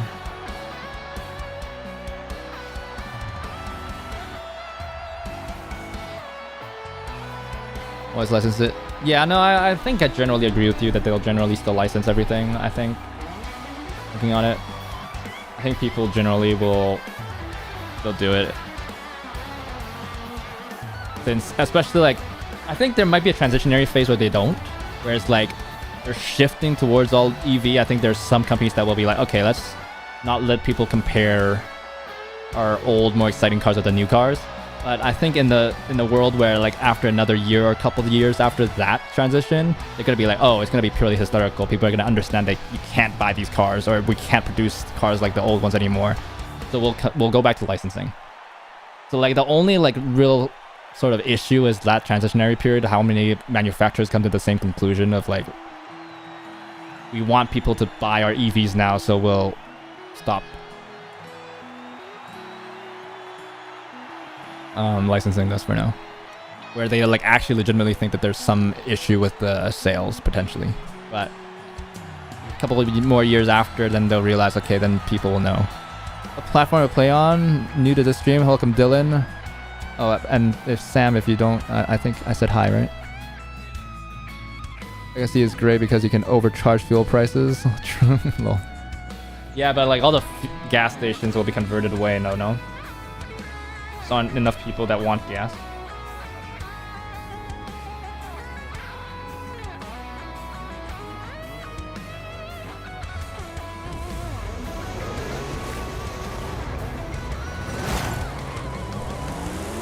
You're not a user talking. I don't know.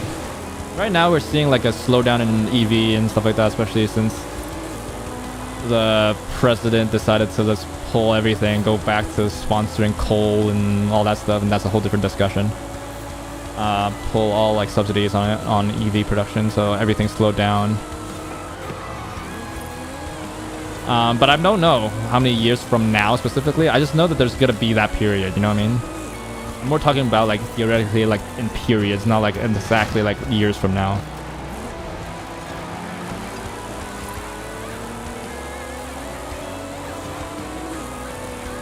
In Denmark on vacation. Oh, nice. D to 100? I think it's closer than you think. This whole EV thing. I think maybe like 10, 20 we'll get to the point where like I mean, there are already mandates, right? All new cars will be EVs. Like, of course, those are going to be adjusted, but some of them were as close as 2030 or 2035.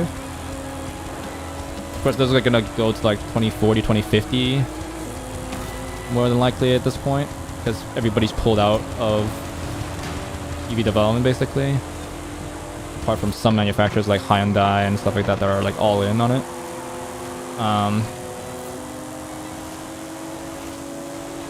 But I don't see that like being pushed more than 20 years from now.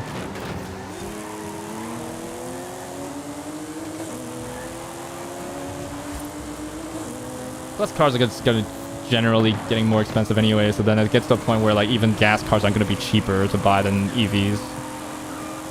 Or like the EVs aren't gonna cost that much more anymore. Especially as technology for the EVs get better, that's just gonna get cheaper to get the batteries and stuff. So it's like, especially with all this money that China's pouring into it. Like with all this talk about EV adoption being low and everything, and like companies pulling away from it, people are still concerned about the China market, right? Because they're all in. Like they're like the government's fully pushing for it. So like regardless of what happens, it's like there's the Chinese EV market is always going to be in the back, and then the US will like maybe like tax them out, tariff them so hard that they can't really compete. That can only last so long, I think.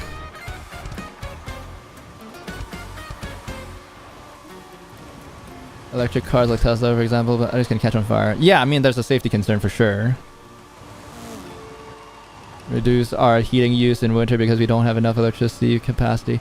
Dude, I get it. Like, all these are challenges. Like, the grid's not actually... the current electric grid for most of the world can't support everybody switching to EVs in one go. Luckily, that's not happening, ever. It's always gonna be gradual. That's just the way things are. People won't want to move either.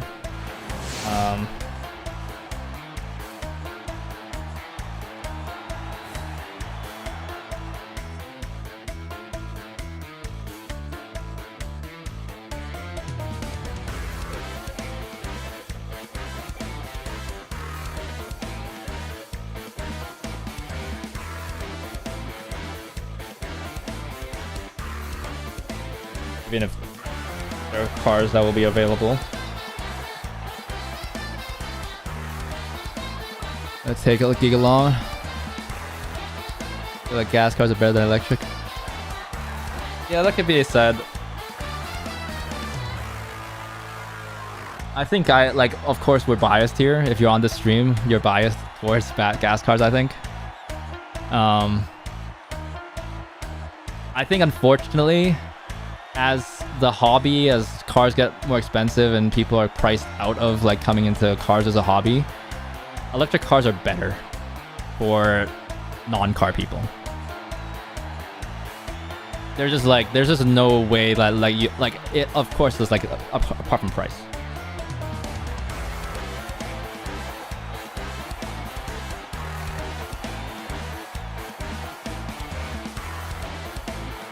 And like but like long trips are actually rare, right?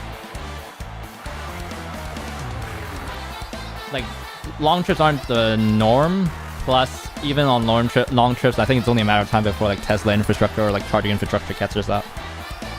Like yeah, you'll have to sit around for a bit longer. Still, I don't think you can ever get to a point where like you can charge as fast as you can fill up a gas. But like in general, like the silence, the instant torque, being able to pass at highway speeds, like you don't need faster than that.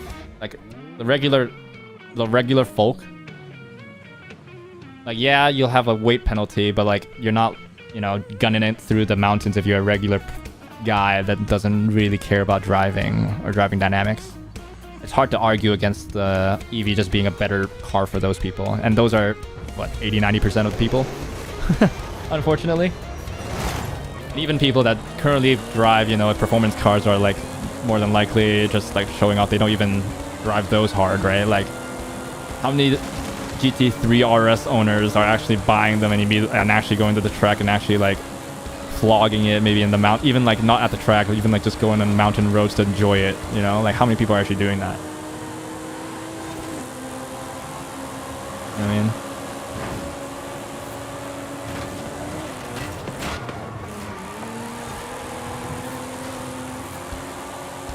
In that case, it's like electric cars, like having lived with it. Yeah. Hard to argue for non-car person. The only like issues I have with EVs when I talk about them is like you could like point out the flaw of like charging infra, and like charging being slow and all that, and long trips. That's not really most use cases anyway. I think that's a nitpick anyway. And then like driving dynamic, it's like, oh, it's too heavy compared to like the similar sized car or whatever, so it's gonna like feels heavy. Handle, you know, like you just can't. There's something, you know, like Lotus Velocity, add lightness. Like there's some, you just can't replace that, you know.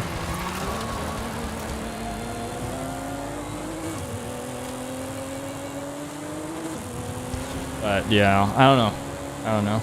I want it to be slow. Like I want you to be correct, Rinsler, for sure. My prediction is like closer to 20-25 years from now, those mandates will maybe be moved 20 years max, I think. Well, like we don't have electric cars already on the road, so like I feel like the transition is not that far away. And I'm not gonna doubt China's way of moving forward the tech. Cheapen everything down a little bit.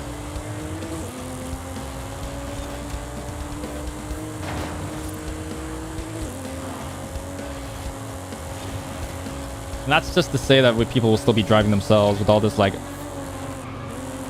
automation, like with all these like autopilot stuff, fully automated drivers. We might not even own cars, and like most people don't own cars in the future.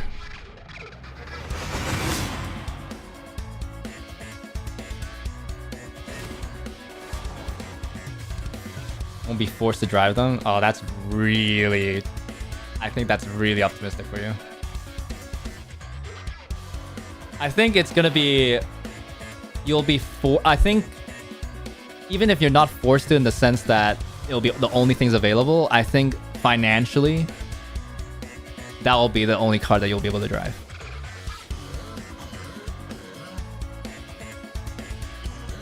A gas company, if you look into it actually, like even like gasoline companies, like all the people behind like Esso, like Exxon, BP, and all that stuff, all of them have switched to the strategy. Like even like the new, like the arrows, like that are controlling most of the supply. They've moved to like they've already moved to the model of where they're not looking for growth anymore. Like the industry's not growing for them. They've moved towards like trying to extend their peak, or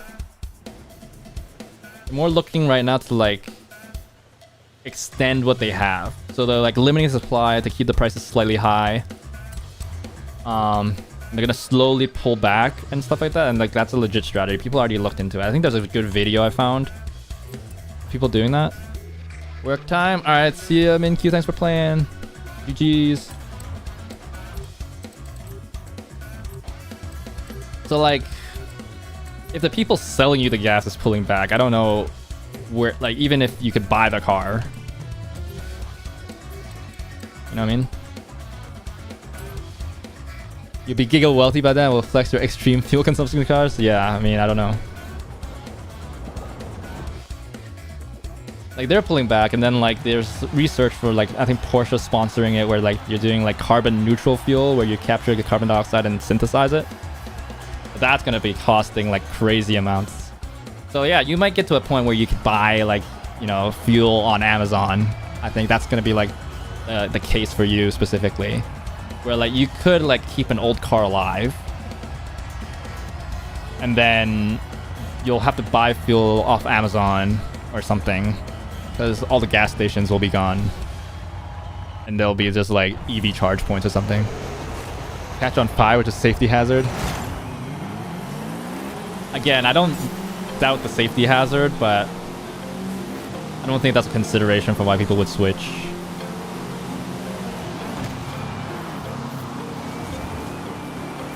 Or why people, I don't think people consider, like, really consider that when they make their purchasing decision. Oh, this car can catch on fire. Easier.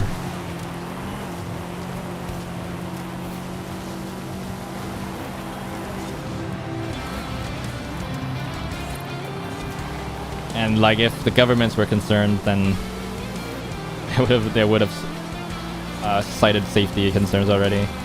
Plus, with all the EVs that are catching on fire in China, then they would be the first to let how many there are, because of how cheap there are over there. Like, generally, they have more cases. They're innovating through it, I think, is what's happening. They're taking the Silicon Valley approach where they're like, move fast, break things, kind of fix it afterward kind of deal. Give it like 20 years, I think we'll solve it. We'll mitigate it. But yeah, I agree with you. Right now, it's a really bad situation because electric car fires are hard to put out because they'll just keep reigniting if the battery's punctured and leaking energy, right? The energy's got to go somewhere if it's punctured.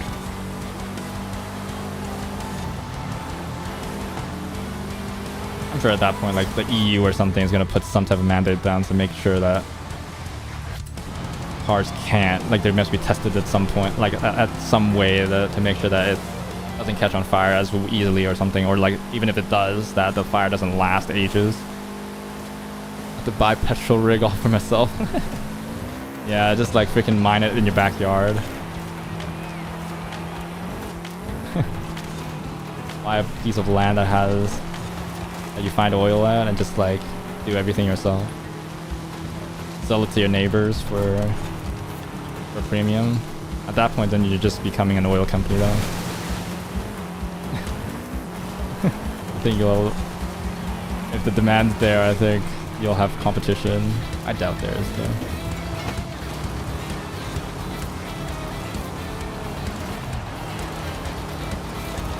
I think it's only like the new generation growing up with EVs that's going to be the turning point, because they won't even know unless they like look at history to see non-EVs, you know what I mean?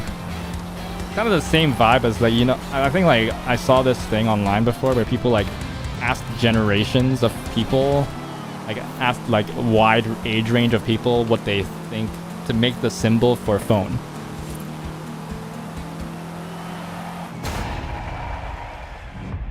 Bag with burn at every contact from the back. Oh yeah, the Pinto. Yeah. For sure. Crazy design flaw. Yeah,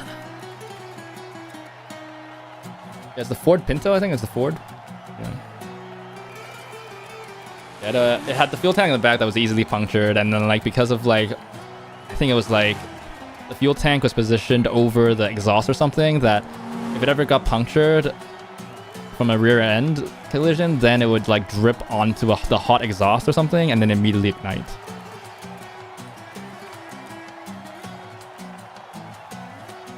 Because it's run under the, because it like it's drips on, like there's nothing blocking the path to the exhaust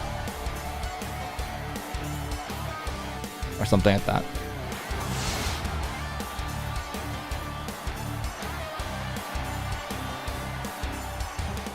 But yeah, like going back to the thing, like I don't know if you guys know, but like, you know, for me personally, if I think phone, I'd do that, you know, like using my thumb and pinky, you know, holding only those two fingers out. That's what phone looks like to me if I were to like mime and act out a phone. You know what I mean? And that's like from the age of, you know, having like an actual home desk phone. Right? Like kids these days, like if you ask like younger kids, they even saw this.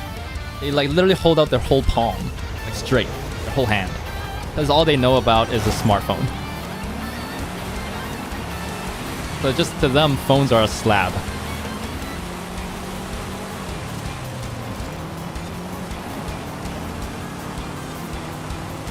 And it's like, like that's, I think it's a great sort of or way to demonstrate what I'm thinking about for like when EVs become the norm for the next gen. Like they're gonna think everything's supposed to be EVs,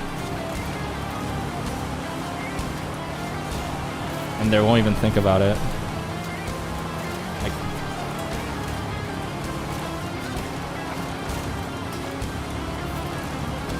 the save icon will forever be a floppy disk, but people won't know where that comes from. They'll just know that this is the save logo. The same way that people forgot that the hashtag sign is actually originally called the pound symbol. But nobody remembers pound anymore. They called it a hashtag sign. People are gonna move on.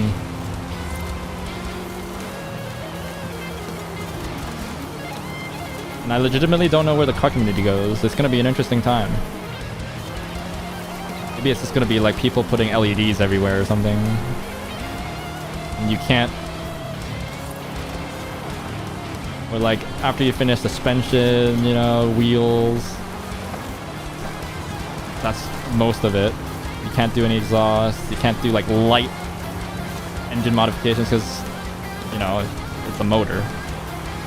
But like, you swap out the motor, swap out the battery, but that's a huge operation equivalent to like engine swapping.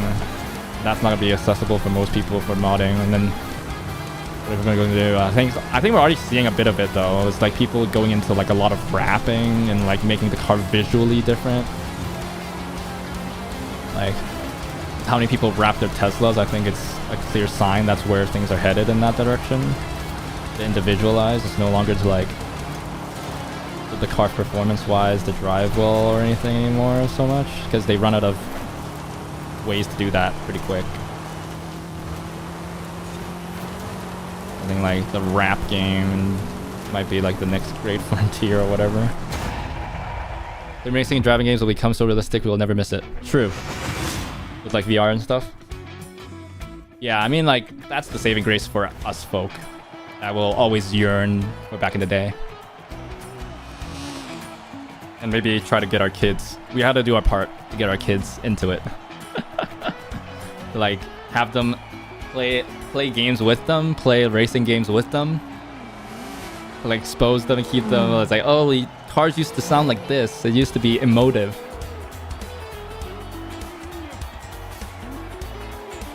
I mean, like we could go like further ahead in the future and be like, oh, just like, you know, SAO or like Ready Player One type style where you just like feel everything. Called pound symbol or something. Yeah, you know exactly, Dylan. Exactly.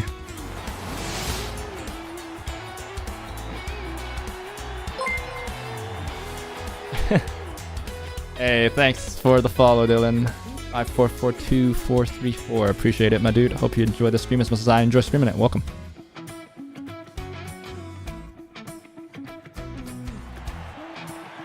But yeah. Something like this future talk is always cool and interesting to me. And the safety issue will be like eventually solved, especially with this extra time that they have now. I think it was more of a concern if they were like pushing hard for this mandate that they had before, but now that it's slowed down, I think we have a bit of time. There's a name because I couldn't think of it. I see. You know, that's a classic. Your name's taken, so you just gotta put numbers on.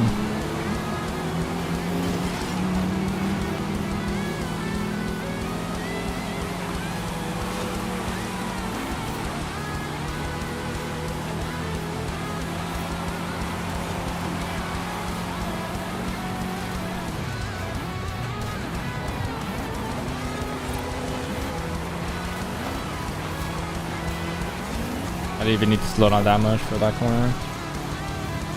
Too much.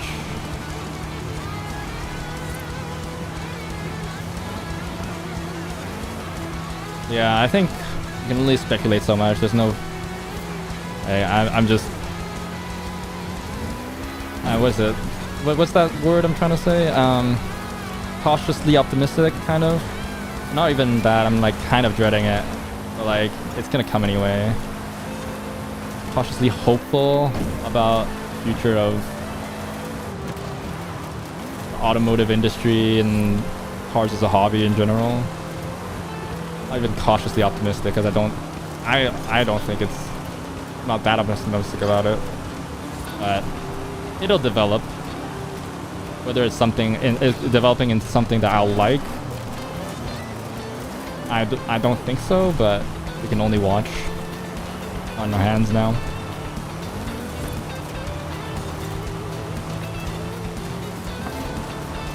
Called hashtag. Oh yeah, hashtag.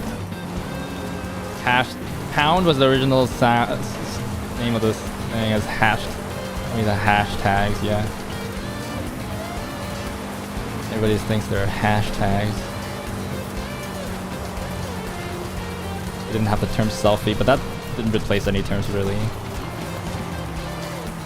Never really had selfies until like we had a phone at our disposal that had a front-facing camera for the diesel semi is staying that way. Never going to EVs. I mean, yeah, like if you just keep your old car running, I think eventually it's just gonna be an antique and you just have to store it somewhere, but you can like refuse to sell it. You'll be forced to not drive it though, or at least not drive it every day when the gas prices get crazy. But just hit up Rinsler, he'll have some backyard gas to sell you, I think. It'll be cheaper than the stuff on Amazon. Hit him up. It'll be the well-crafted artisan petrol. Yeah, I mean, it's just one of those things, like, until one becomes financially unviable, right? Like, if the diesel prices get too much, they'll have to switch. Right? And eventually it's gonna go there.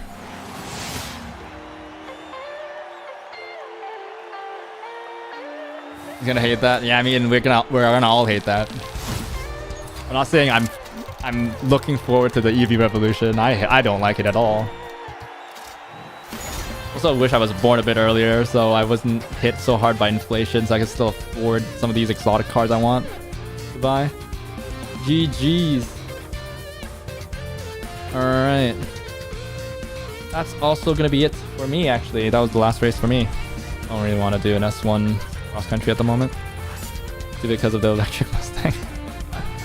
Yeah, they really shouldn't have called it a Mustang. I think that's the big issue. I don't have a problem with the car. People like look at the reviews and like the car drives like better than like the Model Y and all that kind of stuff dynamically and more fun and all that stuff. So I like the car, but like they really shouldn't have like used the name Mustang. Name it anything else.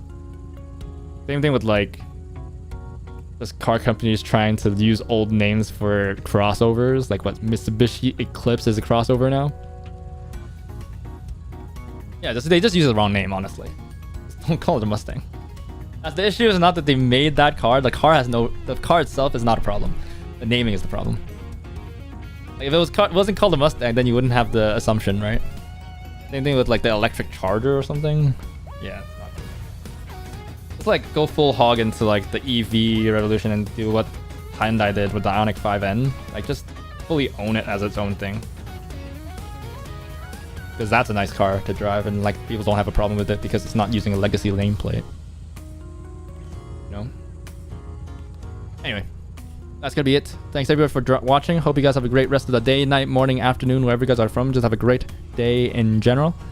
I'll see y'all in the next one. This is probably gonna be it for Forza this week as well. So more Forza is gonna come up probably around 6 days, less than that maybe. But the plan here is to be playing Genshin Impact tomorrow. So if you guys are down for that, I'll see you there. Otherwise, I totally understand if you're here for Forza content. I'll see you guys next time I play Forza. Special shout out to MinQ earlier for playing with me, making things more fun. As well as Dylan earlier for the follow. Thanks for that. Hope to see you around. You have a great day. Yeah, I hope everybody has a great day as well. So that's it. Hope you guys have a great rest of the day, night, morning, afternoon, wherever you guys are from. So have a great day in general. I'll see y'all in the next one.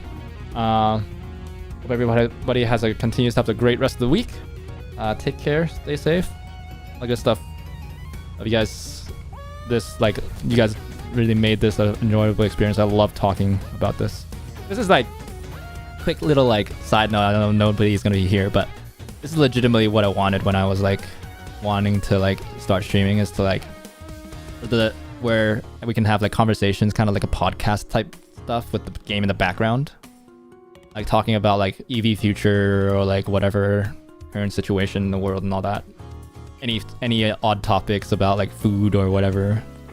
So like this is one of those things as like we've had a couple of these streams once in a while and I really do enjoy them. So yeah, I love talking. I love yapping. Which is like this is why I started streaming in the first place, just to like talk to people and all that stuff. It doesn't necessarily have to do with the game. But anyway, I really did enjoy it. Thanks for thanks everybody for sticking around. But yeah, I'll see you guys in the next one. Take care, stay safe, all the good stuff. Bye.